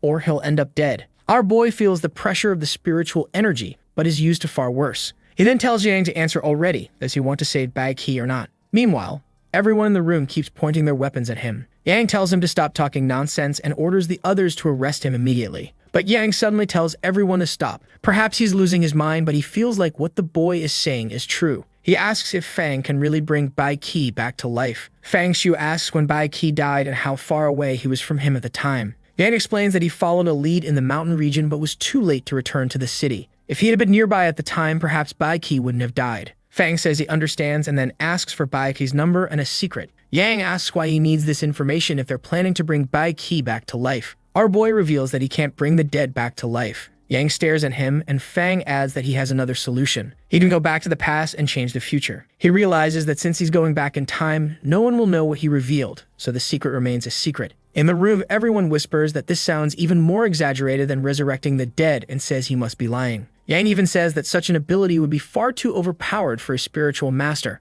Our boy repeats his dramatic speech. I am from the spiritual realm. I navigate between the future and the past, experiencing countless realities. Lingshu notices that this is his eccentric way of describing his own ability. Our boy then says he will return to the time before Bai Qi's death, call him, and reveal the secret to make him believe. There's no harm in trying since he's not risking anything. Yang ponders and says it really does make sense since he has nothing to lose. He gives Fang the number and says that Bai Qi will be able to receive the call because at the time he was in a place with cell service. Yang says that the secret is something only he and Bai Qi know, something he had planned to keep hidden for the rest of his life. He seems to force himself to reveal the secret. Finally, he admits that during the captain's selection, he gave Bai Qi a laxative to make him have a stomachache. Since he has the ability of luck, no one suspected anything, and everyone thought it was just a coincidence. The room falls silent, and no one can believe he played so dirty. Even the chief says he didn't expect someone so honest to stoop this low. Yang says it was all Bai Qi's fault and blames the rivalry between them. He stands up and says to forget about it since the man is already dead. Fang, however, simply says the secret is enough and tells Yang to wait for the call. Yang looks upset. The chief looks disappointed and Lingshu watches attentively. After a long silence, Fang tells them to continue their meeting. Yang asks the obvious question, if Fang isn't going back to the past now to do what he said he would. But Fang questions when he ever said he would go back at this exact moment. The chief accuses Fang of lying and orders Yang to remove the strange boy from the room. Yang agrees and tells Fang to follow him. The scene shifts to the confinement room. Yang tells Fang that it's the director's orders, but not to stress about it. At this point, Yang believes Fang can save Bai Qi, so he doesn't want to offend him. Fang replies that he understands and asks Yang to explain more about the headless supernatural creature they fought. Yang lights his 100th cigarette and says that Bai Qi's ability was super speed. It was just unfortunate that this creature had the advantage in their fight. Time passes, many cigarettes burn out, and the two talk for a while. Eventually, someone opens the door. It's Lingshu saying that the lottery numbers Fang wrote down were all wrong and telling him to take a look. Yan crushes his cigarette and says Fang will pay for playing with Bai Qi's life. Fang glances at the paper and says now he knows the correct lottery numbers. But Lingshu says the cost of his mistake will be his life. Fang pulls out the scalpel and everyone is startled. Our boy tells them not to worry. He always keeps his word. The others prepare to draw their weapons, ordering him to stay still, but Fang strikes his own forehead. He says he'll see them earlier in the day. Time rewinds, a car screeches to a stop, and it's the exact moment he arrives at the office. This time, he writes the correct numbers and hands them to Lingshu. As they enter the building, he says that as soon as they turn the corner, there will be a man on the phone. Sure enough, the same man from before walks by, talking on his phone. Both of them are impressed that Fang has already started predicting everything. He walks ahead and says the man in the middle row will try to stretch and accidentally bump into a girl. Of course it happens. Lingshu looks back, watching the argument unfold. The other investigator seems to trust that Fang can see the future, but Lingshu says these are just reasonable deductions. However, Fang takes the lead and says he'll take them to the room. He opens a cabinet, grabs some tea, and serves it to the two of them. They wonder why the boy is doing everything they were supposed to do. A boy even adds sugar to both of their coffees. They ask if he's been there before, to which he replies no.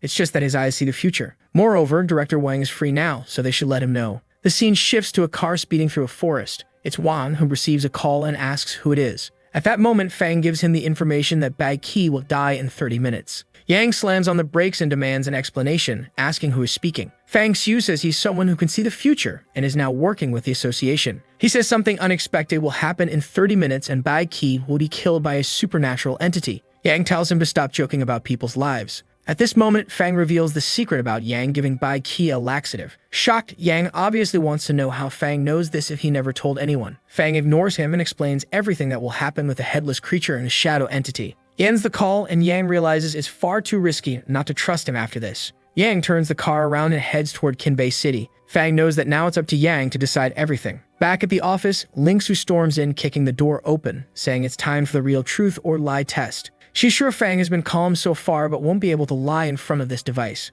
However, Fang grabs it from her, places it on the table, and activates it, telling her to get started already. She sits down and before she can even ask the first question, he answers that he would fight the supernatural entities. Before she understands what's happening, he already answers the second question, saying he wouldn't side with the entities either. Moreover, if his friend sided with the creatures, their friendship would end. He keeps talking, answering every question until for the last one. He says what he wants most is to kill all the supernatural creatures in this world. The girl hasn't even reacted yet. he simply stands up from the table and says the test is over, so it's time to be the director. She stays there, holding the device, wondering if it's broken or somehow malfunctioning. The scene shifts to the director's office, where he's saying it's hard to believe Fang's ability to predict the future. Fang simply says there are people who can't be measured by common sense, which is why it's impossible to understand him. The chief feels like punching the brat, but instead demands the test results. Moreover, the red email states it couldn't flag anything because Fang predicted every question and answered them correctly. On top of that, the lie detector didn't go off. Our boy starts realizing he'll need to invent some kind of weakness to make people believe his ability is legitimate. He then explains that every time he uses this ability, his mind is flooded with information, causing a spiritual overload. This makes it impossible for him to predict a distant future, and the reason he's using it so much today is to prove he has the ability and to get a spiritual incense. Considering that incense stabilizes spirits, the chief thinks this explanation makes a lot of sense. He then asks Fang what kind of salary he's expecting, pointing out that spiritual incense isn't expensive. Fang says he wants the salary of a second-level spiritual master plus an extra incense every month. Finally, every time they need his abilities, they'll have to pay a bonus.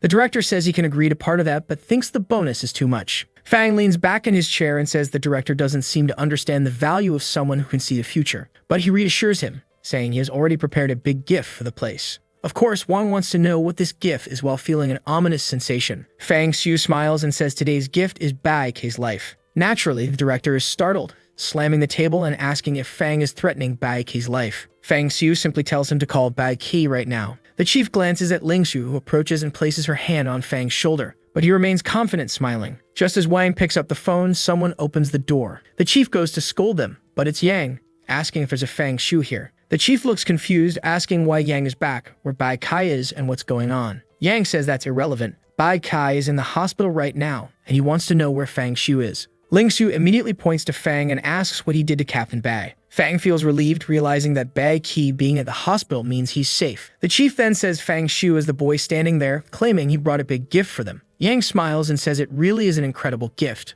Ling Xu removes her hand and Yang asks Fang if he's the one who called him. Yang hugs him, saying that if it weren't for that message, he would have lost his friend. The two baffled men in the room have no idea what's going on. Fang looks at the chief and asks if he's satisfied with the gift. He also tells Miss Shin Ling Xu to stop using her ability on him. Ling Xu wonders if it's really possible that just one call saved the life of the most important spiritual master in the city. Yang then says that if nothing was manipulated, he recognizes Fang's value and accepts his terms. However, they'll wait for the lottery results, and for now, Fang should be taken to another area. Yang hears this, seems to realize something, leans into Fang's ear and whispers that he'll meet him later. In another room, Fang is sitting with Ling Xu. She's thinking that he not only predicted her habits, but also knew about her private tattoo. She feels exposed, as if she has no secrets left in front of him. What she wants to understand is why it always seems like he's staring at her neck. Fang, on the other hand, is thinking that she has a long, white neck, just like his wife. He knows the blood there is warm and wonders if his wife would also bleed like that. Considering she's a ghost, he thinks her blood might feel refreshing if it spilled on him. At that moment, someone opens the door.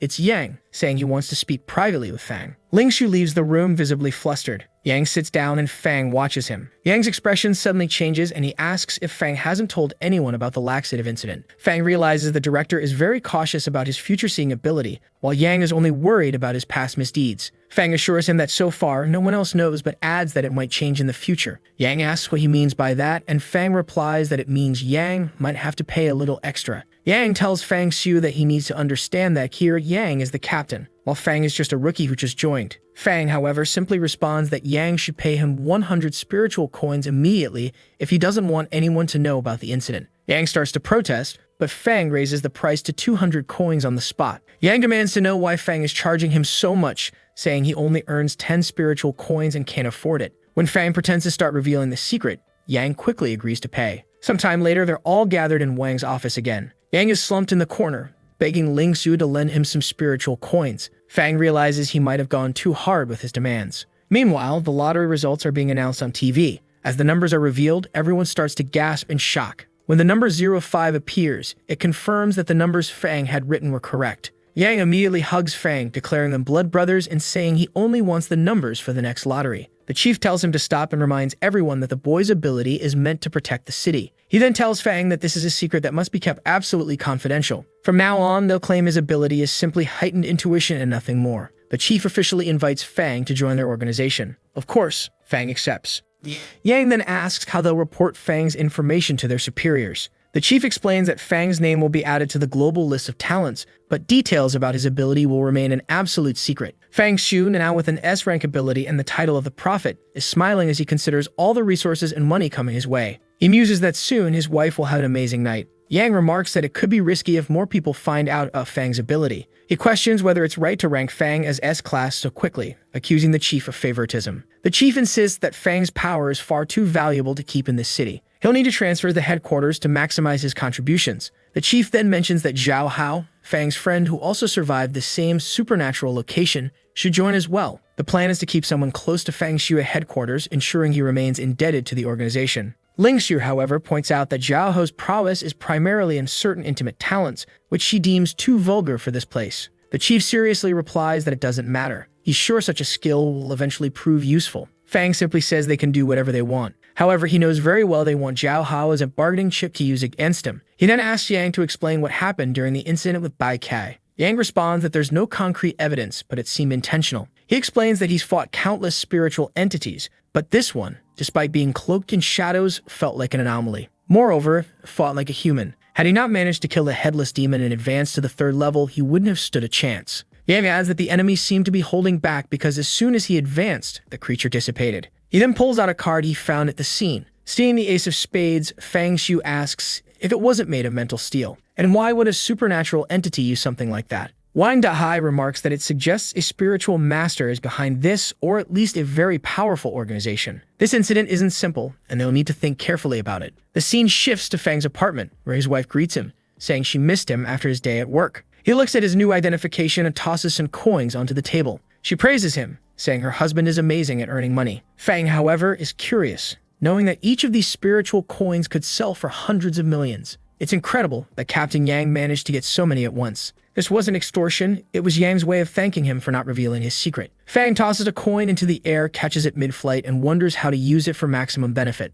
At first, he considers making armor, but given his abilities, he decides that's not the best option. As for weapons, he already has the scalpel, so there's no urgent need for another. Besides, 200 coins aren't enough to craft a high-level sword. Considering his abilities, he doesn't need a weapon with overwhelming power. It just needs to be long, small, and sharp enough to deal damage to enemies. The scalpel is perfect, except that, as a cursed item, he can't flaunt it openly. Perhaps crafting another scalpel to disguise the existence of the first would be a good idea. With the remaining coins, he plans to purchase information on a supernatural forum. Suddenly, there's a knock at his door. If it were the investigation team, they would have messaged him. If it were Zhao Hao, he would have called. He approaches cautiously, uncertain about which entity might be looking for him. As he looks through the peephole, sweat starts to bead on his forehead. A giant eye stares back at him, and an overwhelming power seems to press down on him. Moments later, he's opening his eyes and shaking his head. The room reeks of rotting flesh. Bloody tools surround him, and he wonders where he is. Looking down, he sees chains.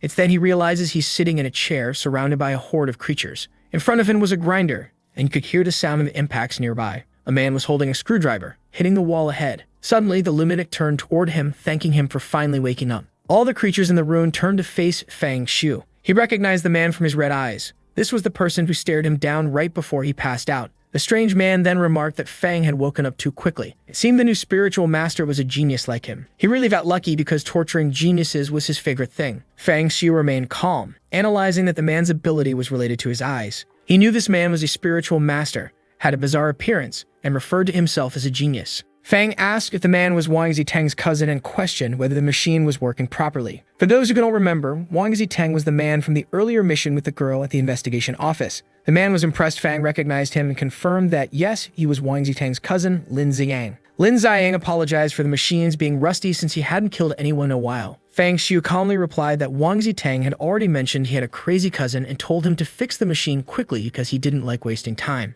Lin Ziyang seemed slightly unnerved but began laughing, saying Fang was truly fascinating. It was just a shame that soon he would die and join his cousin. Fang Xiu simply remarked that the man clearly had a serious problem, all while analyzing that Lin's chaotic and insane behavior matched the descriptions from the forums. Fang then taunted Lin Ziyang, saying the funniest part was how Wang Zitang clung to his leg while dying. He had stepped on his hand, breaking each bone one by one. The sound of Wang Zi's screams while being killed was delightful. Lin Ziyang clenched his fists, muttering that Fang deserved to die. He promised that Fang would be killed slowly and then turned into food for stray dogs. But Fang Xiu replied that he wasn't afraid, as Lin was just a worthless person going through a spiritual breakdown. It was incredible how useless he was to have been corrupted by so little power. Lin Ziyang began cursing, muttering to himself that this wasn't how it was supposed to go. Fang should have been on the floor, kneeling, crying, and begging for his life. Determined, Lin began fixing the machine, saying he couldn't wait to make Fang suffer. When Fang was reduced to nothing, he wanted to see if he'd still act so confident. Lin searched for the cruelest tool in his arsenal. Fang Xiu taunted him, saying he was so useless he didn't even know what tool to use. Lin turned and shouted for him to shut up, continuing his search. Clearly, he was more unhinged than ever. Finally, Lin selected a tool and declared it perfect for pulling out the teeth of someone who talks too much. He demanded Fang Xiu beg for forgiveness, but Fang only asked how Lin would prefer to die. Would he rather have his bones crushed by a hammer or be punched until nothing was left? Fang suggested Lin decide soon because when the time came, Fang wanted everything to go perfectly. Lin froze, unsure how to respond. Fang asked why he was hesitating and backing away so much. He warned Lin that he had a scalpel perfect for cutting someone into pieces. While he'd like to make at least 1,000 cuts, he admitted he wasn't skilled enough and guessed Lin would die before the 100th. For that, Fang said Lin might need to start apologizing. Lin Ziyang put his hands on his face, muttering that Fang was the true lunatic having a spiritual breakdown. He warned that in this place he controlled life and death and ordered Fang to stop threatening him. Fang Xiu simply replied that life was always in his hands. He then looked at a snake-like creature nearby and asked if it was hungry or wanted to eat someone. The creature seemed to glance at him, though it was hard to tell since its eye was also its mouth. Lin Ziyang asked whom Fang was talking to. Fang replied he was speaking to the entity that had to take Lin's life. The moment Lin Ziyang acknowledged the creature's existence, he froze as it appeared before him. Shocked, Lin stammered, asking where the thing had come from, calling Fang the real lunatic. Fang Xiu just smiled and said there were countless more where that came from. He greeted them all and invited them to appear. Lin Ziyang, already on the brink of madness, completely lost it, screaming that it was all an illusion and couldn't be real. Fang Xiu just laughed, and with that, another life reset. When he opened his eyes, he was back home with his wife, who was celebrating his return from work. He ignored her and collapsed onto the couch. The sensation of being eaten alive by countless supernatural creatures wasn't so bad. Another point toward his pain tolerance. At that moment, there was a knock at the door. He grabbed his scalpel while his wife asked if they were expecting visitors tonight. Fang only thought about giving someone the chance to experience a very painful death. At the door, he vowed to fulfill his promise. Peering through the peephole, Lin Ziyang could hear footsteps approaching. One glance would be enough to activate his ability. But instead, the scalpel shot through the door, piercing him directly. As soon as Lin Ziyang collapses to the ground, he mutters that it hurts, and then passes out, apparently unable to withstand the pain. Fang Xiu opens the door, grabs Ziyang by the leg, and drags him into the house. He removes the scalpel from the door and checks if Ziyang is carrying anything suspicious. While Fang Xiu examines some documents, his wife asks who this person is that he's brought into their home. After finding some ordinary items, Fang discovers something that emits a faint supernatural aura, a bronze object resembling either a sword or a candelabra. He wonders if it might be a cursed artifact. Fang is impressed that Ziyang possesses something so powerful, though it's still not on par with his scalpel. Given how easily Ziyang was subdued with a single strike, Fang concludes that he's likely not a level 2 yet. Looking through Ziyang's phone, Fang sees that he's part of an organization called the Light Club. It seems this group of low-level spiritual masters seeks spiritual incense to stay calm. Fang notices a delivery order for a warehouse, suspecting that in a previous timeline when Ziyang went to make the delivery, he was killed. After jotting down the warehouse address, Fang remarks that now the roles are reversed. It's time to show what real cruelty looks like. He hoists Ziyang onto his shoulder and leaves the house. A short while later, Ziyang wakes up, disoriented and unsure of where he is. His eye is bleeding and he questions what happened. That's when he realizes he's in the same warehouse. The problem is that this time he's the one tied up. He hears a familiar mechanical sound, the same one he always makes when torturing others. To his side, Fang Xiu comments that Ziyang took his time waking up but did so at just the right moment. Fang presses a button and the machine starts, now repaired. Ziyang demands to know who Fang is. Fang asks how Ziyang doesn't recognize him when he knocked on Fang's door late at night. Ziyang screams Fang Xiu's name and Fang congratulates him for remembering. Walking closer, Fang says it's time for the 1,000 cuts. He explains that he left Ziyang's eyes intact because he wanted him to see everything that happens. As Fang said before, their lives were always in his hands. Ziyang asks what Fang wants and why he's doing this. He insists they've never met and claims he only went to the apartment to invite Fang to join the Light Club. Fang Xiu dismisses this, saying Ziyang is wrong. This is about avenging his cousin, Wang Ziteng. Ziyang panics, unable to understand how his identity was exposed or how Fang knows about his revenge plan. Ziyang tries to justify his cousin's death, claiming Wang Ziteng wasn't a good person, so it doesn't matter that he's gone. But Fang Xiu coldly replies that it's too late for that. Family must stay together. If one cousin dies, the other must follow. With that, the promise begins and Ziyang is about to meet his end.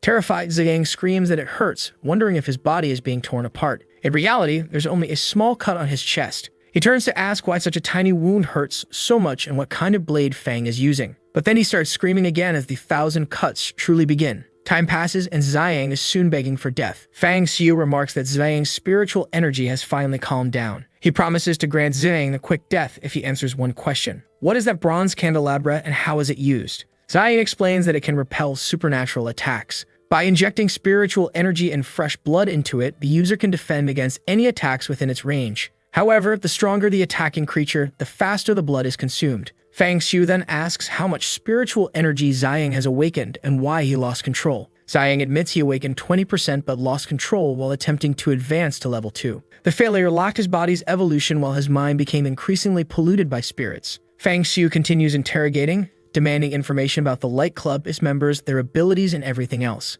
Ziyang complies, revealing that the leader of the organization is a second-level spiritual master. 30 minutes later, Ziyang insists he's told Fang everything he knows and begs to be killed. Fang Xiu thanks him for the answers but adds it's a shame they're still far from reaching the 1,000th cut. Desperate, Ziyang screams that Fang is a shameless liar. Fang simply tells him to enjoy the pain. Ziyang screams to the heavens, swearing vengeance and cursing Fang repeatedly. But then suddenly he stops. Fang Xiu notices the silence and asks why the screams have ended. Blue bubbles begin rising from Ziyang's body, traveling toward his head and into his eye. Spiritual energy surges through his body and Fang wonders if this is a complete loss of control. Ziyang appears to be undergoing a mutation. Unsure of what's happening, Fang decides to disable Ziyang's ability to move. He cuts off his limbs and the stumps fall to the floor. Ziyang flinches in shock, lowering his head. Fang Xiu questions whether he successfully interrupted the mutation or was simply too harsh. That's when he hears a strange sound coming from Ziyang's body. Approaching cautiously, he sees the cursed eye emerging from Ziyang's face.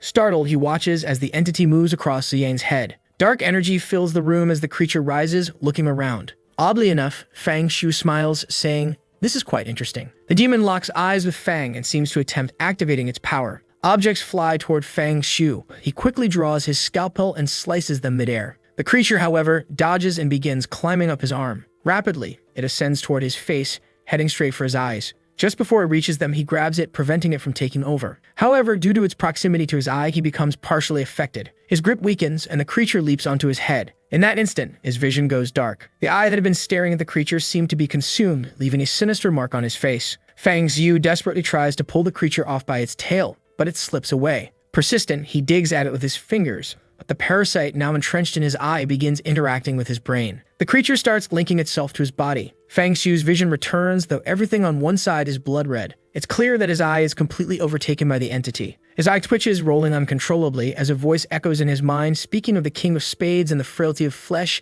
hinting at supernatural ascension. The creature declares its intention to seize control of Fang Xiu's body, imprison his consciousness, and trap him in an eternal loop of pain. Fang Xiu laughs and asks if they really think they can make him feel pain, boasting that his tolerance far exceeds that of the creature. The monster threatens that once it takes control, it will devour everyone Fang Xiu loves. But suddenly, the creature finds itself in darkness, confused about where it is. As it sifts through Fang Xiu's memories, it becomes certain this is no ordinary human mind. Fang Xiu's voice echoes, asking the creature if that's all the pain it can handle. He promises to show it the true meaning of suffering. Desperate, the monster attempts to flee, pleading to avoid whatever torment awaits. Then something shatters. Fang Xiu proclaims that with Lin Ziyang's death, he is now the master of the blood pupil. The ability of this cursed eye is to cause a spiritual shock when someone looks into it, creating mental pollution capable of killing unprepared individuals. Additionally, it can induce hallucinations through direct eye contact. Fang Xiu feels a sharp pain in his chest and realizes his spiritual energy has dropped to 5%. Absorbing the blood pupil also absorbed all the energy it possessed. If this is possible, it means he can continue killing supernatural entities and grow stronger over time. The question now is how exactly he consumed the energy. This time was easy since the energy abandoned Lin Ziyang's body and tried to enter Fang's mind. But such opportunities may not arise in the future. Fang Xiu recalls the creature's mention of the suit of spades and wonders if this was part of a larger scheme. The grinder hums and Lin Ziyang takes his final trip. Fang Xiu mutters that he doesn't know exactly who Lin was, but he'll thank him in the next life. He truly fed him to the dogs. Fang considers that the president of the Light Club will likely send someone to retrieve the bronze candelabra. Human relationships are odd. Just because he killed one person, now he'll have to deal with their entire clan. A business card in Lin Ziyang's coat mentions the Black Rose Bar. For now, Fang decides it's time to establish connections before tackling the entire organization. Quick as ever, he's soon at the bar, stepping inside. Scanning the room, he spots several locked characters, including one with green hair and another sipping juice who glares at him. The bartender welcomes him and asks what he'd like to order. Fang Xiu replies that he'd like a black rose with 24 petals. The The bartender pauses mid-cleaning, apologizing and saying they don't serve that drink here. Fang calmly clarifies that he's not asking for the drink, he's asking for the flour. The bartender's expression shifts and he asks Fang to follow him. Pressing a button, a door opens, and the man instructs Fang to follow the path where someone will receive him. As Fang Xiu walks down the corridor, he thinks they've hidden themselves well. Turning a corner, he encounters two guards at a door. These people are far more cautious than the investigation office. One of the guards stops him, asking for his membership card and warning that any conflict is strictly prohibited inside. After patting him down, they accept Lin Xiang's card and grant him access, wishing him a good night. Passing through the door, Fang feels a strange sensation. Opening his eyes, he finds himself in a grand hall filled with numerous people. Considering there are fewer than 100 spiritual masters in the entire city, having even a dozen in one place is impressive. A striking woman approaches, asking what he desires for the night. Without hesitation, Fang Xiu states that he wants to kill someone. The scene shifts to a private room with just the two of them. Fang asks how much it would cost to assassinate the president of the Light Club. The woman explains that as the leader of a powerful group and a second-level spiritual master, significant resources would be required. Fang presses for a price and she reveals that for someone of that level, they don't accept money, only spiritual coins or high-value spiritual materials. She estimates the cost at a minimum of 5,000 coins. Fang begins questioning her about various members of the Light Club. Tan Guanyuan would cost 1,000 spiritual coins, while Lai Zhuwei would only cost 200. Confused, Fang Xiu asked why it was so cheap to kill Lai Zhuwei. The woman said that information on such matters also came at a cost. Fang slammed his hand on the table, demanding she explain immediately. Apparently, in slamming the table, he had inadvertently placed some coins on it. She sighed and said fine. The reason Zhuwei was so cheap to kill was because his abilities were limited to perception and his combat power was low. However, the reason information about him was so expensive was that he was the president's cousin. Fang was astonished by how often cousins seemed to pop up. The woman asked if he was planning to cancel the order or actually proceed. Fang replied that he loved starting with the cousins and asked when the operation would begin and what would happen if they failed. She explained that the operation would begin in a week and he would need to install an app called Already Dead to receive confirmation when the target was killed. Suddenly, messages popped up on her phone. She apologized, saying she was swamped with other tasks.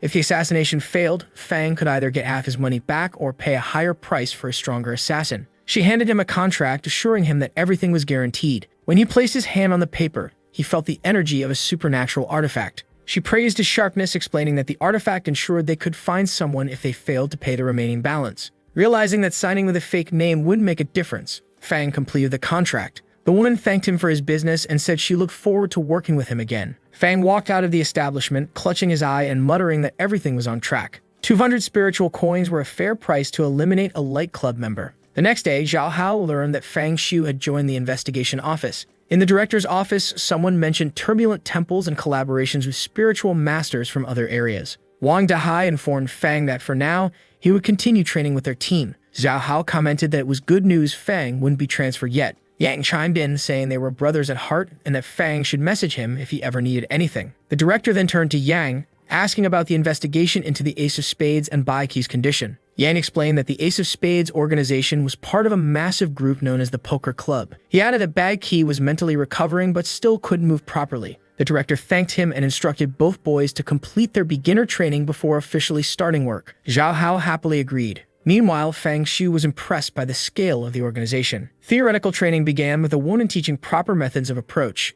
Zhao Hao, however, had a glazed-over expression, clearly distracted. Later, during practical training, Zhao Hao stood with a fruit on his head, begging for mercy. Fang Xiu, wielding his stick, expertly shattered the fruit. A week passed, and Fang completed his firearms training. Bored by the lack of supernatural entities, he checked his phone to see if the assassination request had been fulfilled. The app notified him that the order was complete, and he opened it for details. The scene shifted to a building in the middle of the city. Around a table, someone mentioned Lin Xiang's name and the bronze candelabra. They also brought up Zhuwei, slamming a glass on the floor in frustration, demanding to know who was targeting them. It was clear that the Light Club was under attack. Woman approached, asking the angry young mastermaid to calm down. Sitting on his lap, she reassured him that he shouldn't stress so much. Masterma took a sip of wine but paused, detecting a peculiar smell. The woman made a hand gesture indicating she had been working. Realizing what she meant, he angrily asked how she dared touch him with a mouth that had just worked so much. She laughed, telling him not to be angry, insisting she only played with others but kept him in her heart. Clearly, Master Meo was the cuckold of the association. The woman promised to solve all of his problems within a week. The scene shifted to the hospital where Bai Qi was recovering. He mentioned regaining most of his mobility but still being unfit for combat. On a video call with the director, Bai Qi was told to rest, with his missions assigned to another group in the meantime. The group's objective was to eliminate the hospital's supernatural creatures. Yang recommended that Fang Xiu join the mission, given his prior experience there. The director disagreed, stating that Fang's power was too important to risk on a rank C mission. Yang countered, claiming there wasn't much difference between rank C and rank E missions. The director retorted that such a distinction only held true for third-level spiritual masters. For most, the difference was life or death. He insisted they remain cautious, especially with the poker club's emergence and Bai Kai still hospitalized. The poor Bai Qi, still recovering in the hospital, comments bitterly that with Yang's absurd luck ability, everyone else will die before anything happens to him. Yang responds defiantly, saying a real man faces challenges head-on, isn't afraid to die. Bai Qi facepalms while the director instructs someone to call Fang Xiu. Face-to-face with the boy, the director informs Fang that he has a very important mission for him. Fang, however, states flatly that he won't accept anything unrelated to supernatural matters. The director then explains that the mission involves investigating a supernatural incident in Blackwater Village. Fang takes the file, remarking that he's never heard of the village. The director explains that it's a remote location in the mountainous region. Due to the difficult terrain, it receives very few visitors. The village is named after a black river that runs through it. The incident involves a string of recent drownings. Initially, these were believed to be isolated events, but villagers now claim there's an entity that grabs people by the feet and pulls them under the river. More recently, something even worse has been happening. People are reportedly sleeping peacefully at home, only to wake up by the river being dragged into the water. After investigations, the entity in the area has been named the Water Spirit, with an initial evaluation of rank C. Fang Xiu finds this quite interesting. The association pays 10 spiritual coins for resolving rank D missions and 100 for rank C missions. With this arrangement of receiving double, this would be enough to buy another hit on a light club member. The director emphasizes that Fang's identity must remain absolutely confidential during this mission. That's why Ling Shu will lead the team. Fang nods, thanking him and saying he understands, all while thinking that he misses using his scalpel. Recently, he's been trying to take revenge on his wife repeatedly. However, she's far stronger than him, resetting the timeline each time, which has taken all the fun out of it. The director, noticing Fang's unusually strong killing intent, wonders why the young man suddenly seems so bloodthirsty. He then informs Fang that in addition to Ling Shu, he'll also have a partner for the mission, just as Ling Shu has Wan Ho by her side. The director picks up the phone and calls someone named Kexin, telling them to come in. Fang Xiu hears approaching footsteps. Outside the door, someone mutters to themselves, "I can do this." She takes a deep breath and abruptly opens the door. The person entering is Su Kexin, Fang's newly assigned assistant. She greets the director cheerfully. The director introduces Fang to her, explaining that she's there to assist him with his work. However, Fang Xiu isn't naive. He knows she underwent spiritual master training before arriving here. This means when she muttered those words outside the door, she intended for him to hear them, knowing his heightened senses would pick them up. Su Kexin bows politely, introduces herself by name, and mentions that her code number is 1327. Fang Xiu walks past her, telling her not to text unless it's something important and to avoid pointless chatter. Kexin is startled by his reaction, but he simply walks out the door, saying she performed well, but it would be better to tone it down next time. Now I don't know if she's confused about being exposed or thinking he's just crazy. Outside, he receives the friend request and notices she really looks like an average cute girl. However, for her to be in this profession, she was definitely far from that. She sends a message trying to explain there was some misunderstanding, but just then, someone calls him from the side. It's Ling Xiu, casually dressed, looking at the girl and telling him to hurry up. In the car, a chubby guy in an orange jacket introduces himself. He's investigator Liu Shui, and his special ability as a spiritual master is teleportation. Zhao Ho gets emotional and says he never thought he'd meet someone with a better ability than his. Shui asks what his ability is, and Zhao Hao feels embarrassed to answer. From the rearview mirror, Ling Shu tells him not to be shy and to just explain his complicated ability. She then says that as the leader, she'll introduce everyone first. She's Fang Xiu with the fire ability, and Shuai already introduced his teleportation ability. Zhao Hao is embarrassed to share his ability because it involves something sexual. The chubby guy laughs, saying he's never met a brother with such a power. He jokes about what kind of combat he'd engage in against supernatural creatures.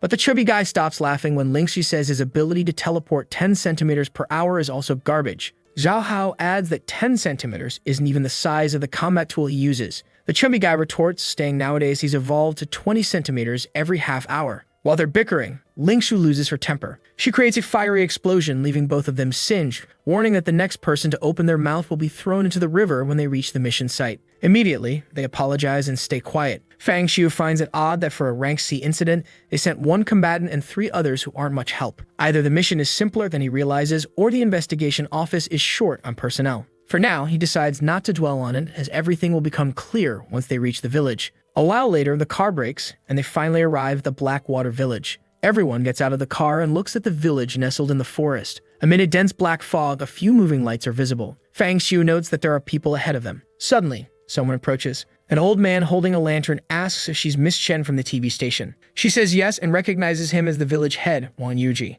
Yuji introduces his grandson Fuji and tells them to come along since they must be tired from the journey. Fang Xiu says he's not hungry, so Yuji offers to prepare some water for them to take a bath. The scene shifts to Ling Su taking a bath, and there's a small mark on her leg that's hard to discern. However, she seems alert about something. She mutters to herself that she'll have to be cautious here at all times. She steps out of the bath and asks if anyone noticed something unusual. The group sits at the table, and Shuai says no. She then tells them to stay alert, and they'll investigate the Black River in the morning. A supernatural force plaguing this place will be found there. But Fang Xiu suddenly utters the word hair. Ling Su turns to him confused, and he explains that everyone's hair quality here is unusually good, especially the chief, who must be in his 80s and yet doesn't have a single white strand. Shuai jokes that the man must be dyeing his hair, but Fang Xiu says he doesn't think that's the case. Ling Su pauses for a moment and admits that Fang Xiu has a point. In a village where everyone has known each other for so long, an elderly man like that wouldn't feel the need to dye his hair. Moreover, he'd have to travel several cities away to do it, which doesn't make sense. She instructs the three of them to sleep in the same room and keep watch. Suddenly, Fang Xiu stands up. Zhao Hao asks what he'll do if he encounters a supernatural creature, but Fang Xiu doesn't answer and just walks out. Outside, he reflects that the problem with staying together is that he won't encounter any supernatural creatures. At this moment, he wants to make it as easy as possible for them to appear. And at this moment, there's something crucial that no one has noticed yet. He looks around everywhere and at the sky, but there isn't a single supernatural creature in the area. Lying in bed later, he remarks that this is the first time he's encountered such a situation since the hospital domain. In that instance, the connection between the supernatural and real worlds caused the creatures to assume physical forms. Perhaps the village is under something similar and the physical creatures haven't appeared yet. One difference, however, is that his phone still has a signal. The night begins to pass. A dark energy then approaches the bed and his feet. In an instant, he seems to be engulfed in darkness. He feels an intense cold and wonders why he's hearing the sound of water. Suddenly, he wakes up startled and turns around, wondering if the creature has appeared. He looks around and sees darkness everywhere. The bed is shaking, and there's the sound of water. Then he grabs his phone and, turning on the flashlight, sees that he is in the river. And of course, it's the Blackwater River. The scene shifts to Ling Shu being hit by a strong flash of light. She wakes up, stands, and asks who is approaching. A voice says it's him. It's our boy with his phone, flashing light at her. She asks when he entered the room and what he plans to do that night. He simply tells her to look around before jumping to conclusions.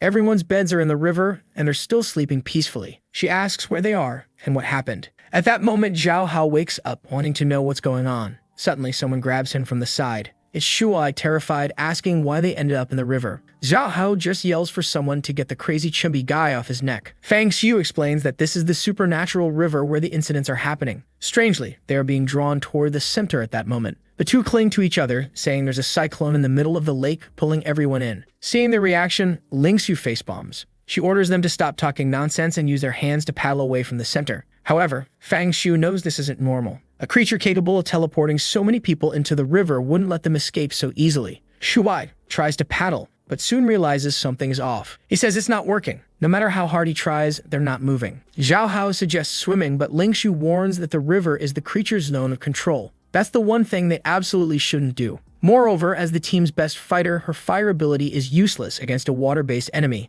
This means at best she can only defend herself right now. Zhao Hao then asks Fang Xiu what they're going to do since the whirlpool is pulling harder. That's when he notices something strange and asks what Fang Xiu is doing. Our protagonist has a suitcase full of tools. He ties a rope to an end, stands, and begins swinging it. He prepares a throw and launches it, hitting a tree ahead. The rope secures and he tells everyone to get closer and grab his bed. The mattresses drift together and soon, everyone is holding onto the rope. He starts pulling them all in. Ling Shu is impressed by how calm he is and the excellent decisions he's making. Gradually, they approach the shore and Zhao Hao cheers, praising Fang Xiu's cleverness. However, Ling Shu looks back and notices the whirlpool has vanished. Everyone turns to see that the water is now still. Fang Xiu knows the whirlpool marked where the supernatural creature was located. Either it let them escape, or there's another reason. He warns everyone that they'll be attacked soon. Zhao Hao is startled, and everyone feels a tremor as Ling Shi suddenly falls onto her bed. She warns that the creature is pulling her mattress. She grabs her phone and moves closer to investigate. Fang Xiu follows her to take a look. In the water, there seem to be shadows, but they might just be part of the vegetation. Suddenly, her expression changes, and she unleashes a fire attack toward the lake. That's where the Blackwater River begins flooding her bed. She knows she can't cause damage, but at least she can prevent the creature from dragging them underwater. Suddenly, the mattresses flip and everyone is thrown into the water. Shuai clings to Zhao Hao, both terrified, saying they're being pulled. But Fang Xiu swiftly delivers a blow to Shuai's neck. Shuai passes out, and Zhao Hao even thanks him. A while later, Shuai is tied to the rope while everyone pulls themselves out of the lake. Zhao Hao wonders if they're even heading to the shore, while Fang Xiu ponders why they weren't attacked despite falling into the water. Suddenly, Fang Xiu pauses and looks back. Ling Xu seems healthier and more radiant by the day. "Whoa, buddy, even she notices your stares. Take it easy." She awkwardly asks what everyone is looking at. Fang Xiu simply tells her to ignite the fire already. The water creature is afraid of her power, so she needs to burn through all her energy to force it to appear. Confused, she asks what they'll do once her energy runs out and the creature shows up, considering no one has combat abilities. He reassures her not to worry. He has a way to handle it. Still unsure, she activates her power. Zhao Hao cheers, joking that now the water feels like a hot spring. After some time, she says she can't continue, having exhausted her spiritual energy. Fang Xiu knows the time has come. He hears noises behind him. Zhao Hao alerts them that something supernatural is in the lake this time. Fang Xiu looks and sees several green strands approaching. The strange energy is also surrounding Ling Xiu, who asks what they're going to do. The protagonist smiles, seemingly pleased. Suddenly, he dives into the lake, activates his vision ability, and begins swimming. He soon discovers that what's pulling everyone is hair. Apparently, this matches what he noticed about the villagers. Suddenly, the strands begin wrapping around his arms and body. However, with a simple strike from his hand, the creature disperses. This is the kind of creature he despises the most, one that attacks and then tries to flee. Then he keeps swimming toward the bottom of the lake, pulling out his scalpel as he senses the presence of a monster. Hidden beneath a mass of hair was a woman in a white outfit, her face monstrous and grotesque. He continues cutting through the hair with his scalpel, negating her attacks using his ability. The problem is he's running out of air. He can't surface because she blocked him, so he has to end this here and now. Suddenly, she grabs his neck with hands that feel like they're made of steel. She's choking him, which only makes the situation more intense for him. He counters with another strike, forcing her to feel the pain. As he grins, another creature emerges, a grotesque, goblin-like monstrosity resembling a warped pig. Twisted and bizarre, it demands that he stop. He finds it strange that after only 2 simple attacks, she's already begging for mercy. Perhaps water monsters are particularly fragile, but then the hair tears the woman's head from her body and swims away through the lake. That's when he realizes the body wasn't part of the supernatural entity. He surfaces to catch his breath, informing the others that unfortunately, the creature escaped, and they should all head to the shore. Everyone gets out of the river, dragging Shuai along with them. Ling Xiu mentions someone will have to perform CPR and asks which of the two will do it. Zhao Hao suggests she do it since she's a woman. Fang Xiu steps forward instead. She blushes and asks if he's really not going to hesitate at all. In response, he slaps Shuai on the face, making him immediately spit out water. A strange energy invades Shuai's chest, and he suddenly wakes up in a panic, demanding to know who hit him. Zhao Hao jokes that Shuai was faking unconsciousness just to get a kiss from investigator Shen. Fang Xiu calmly states there was a corpse underwater, and that the supernatural entity was the hair attached to it. Additionally, the village chief's hair is identical to that of the creature, so they can't return to the village tonight. Fang Xiu mentions the woman's corpse and says that if he alone could fend off the creature, it can definitely be defeated once it recovers. He then calls his assistant, Sukexin. When she answers, she asks why he's calling so late. He simply tells her to notify headquarters to send a special operations team with a lot of water pumps to this location. She's confused and asks if this is about the mission and why he needs that. He responds that she doesn't need to know why, just inform De Hai that it's his request.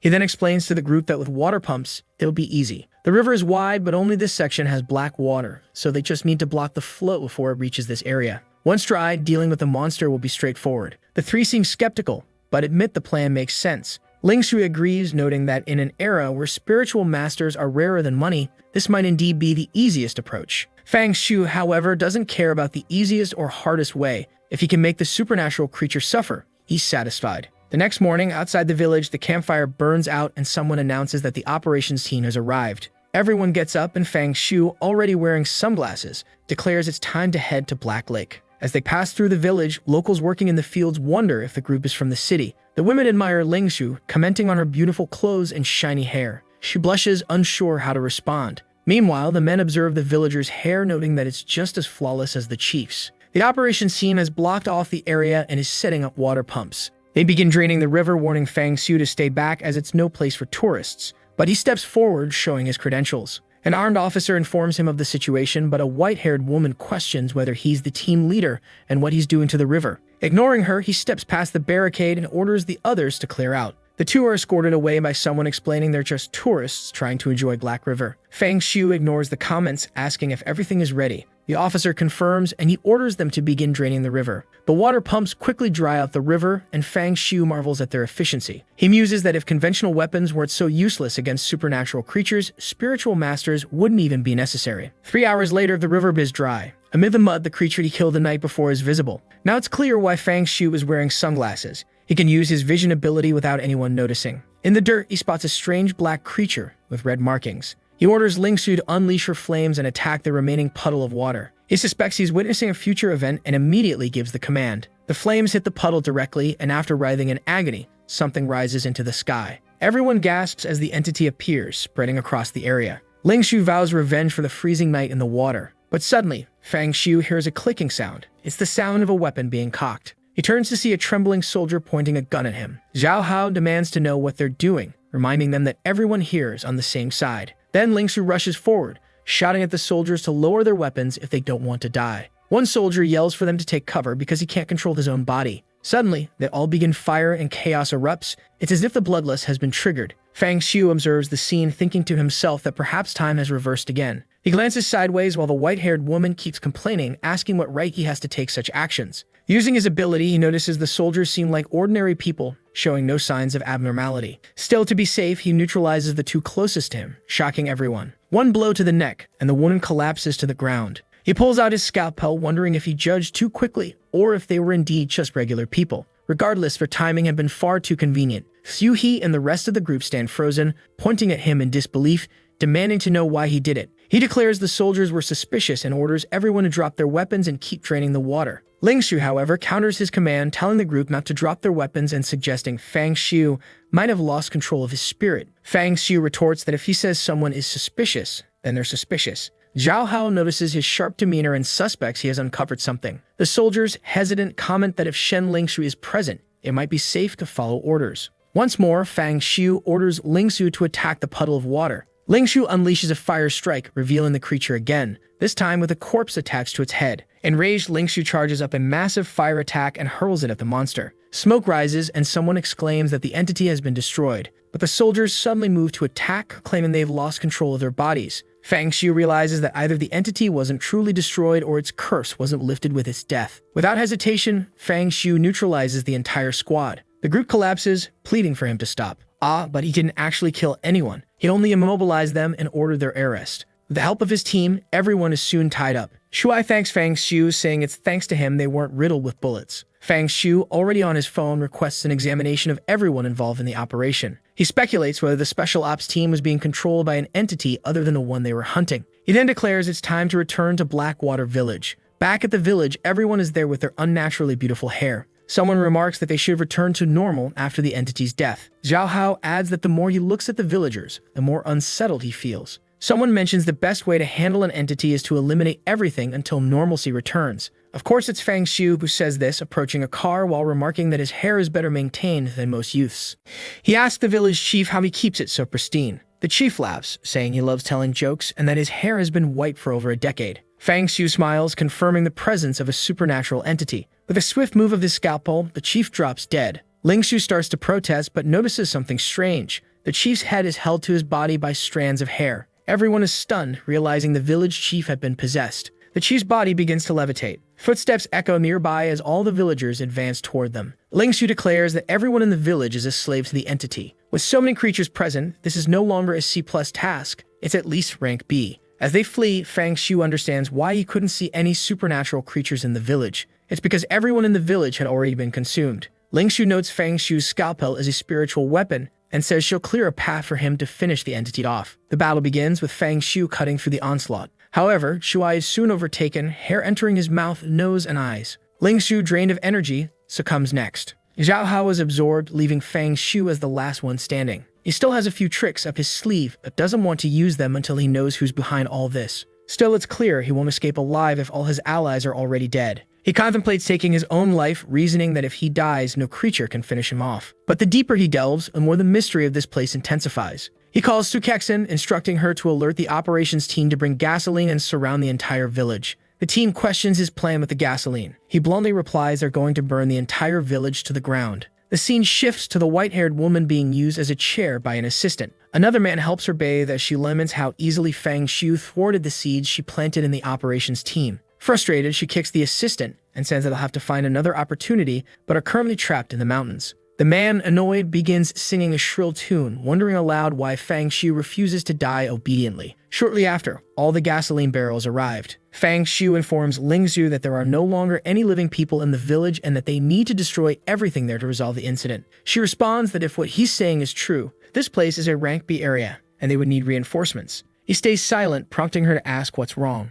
He questions how many spiritual masters are even available and how many of them are still beginners. Moreover, when was the last time their judgment had been wrong? He wouldn't take any unnecessary risks. The Blackwater village no longer had any reason to exist. They spent the entire day pouring gasoline until 10 at night. Zhao Hao tells Fang Xiu that there's no spot left where the fire wouldn't spread. He then orders Ling Su to start the task. She activates her ability and flames begin consuming the forest. Naturally, the village is caught in the blaze, quickly engulfed by her powerful fire. The flames are so intense that everything will surely turn to ashes. Zhao Hao hesitantly asks if Fang Xiu is absolutely certain that everyone was a puppet of the spirit. If that weren't the case, this could go down as one of the worst crimes in the city's history. Shuai points out that it's strange no one is screaming despite the intense flames. Meanwhile, Fang Xiu stands there, hands in his pockets, waiting for the monster to reveal itself. He keeps his gaze fixed upward until, amidst the inferno, a creature emerges. Its roar is so deafening that everyone covers their mouths in shock. Fang Xiu grins, saying, "So you finally revealed yourself." The monster strides out from the flames, announcing that it originally had no intention of killing him. But now, after destroying its home, it adds ominously, "You better give like in this video that helps Mamoru make more juicy content for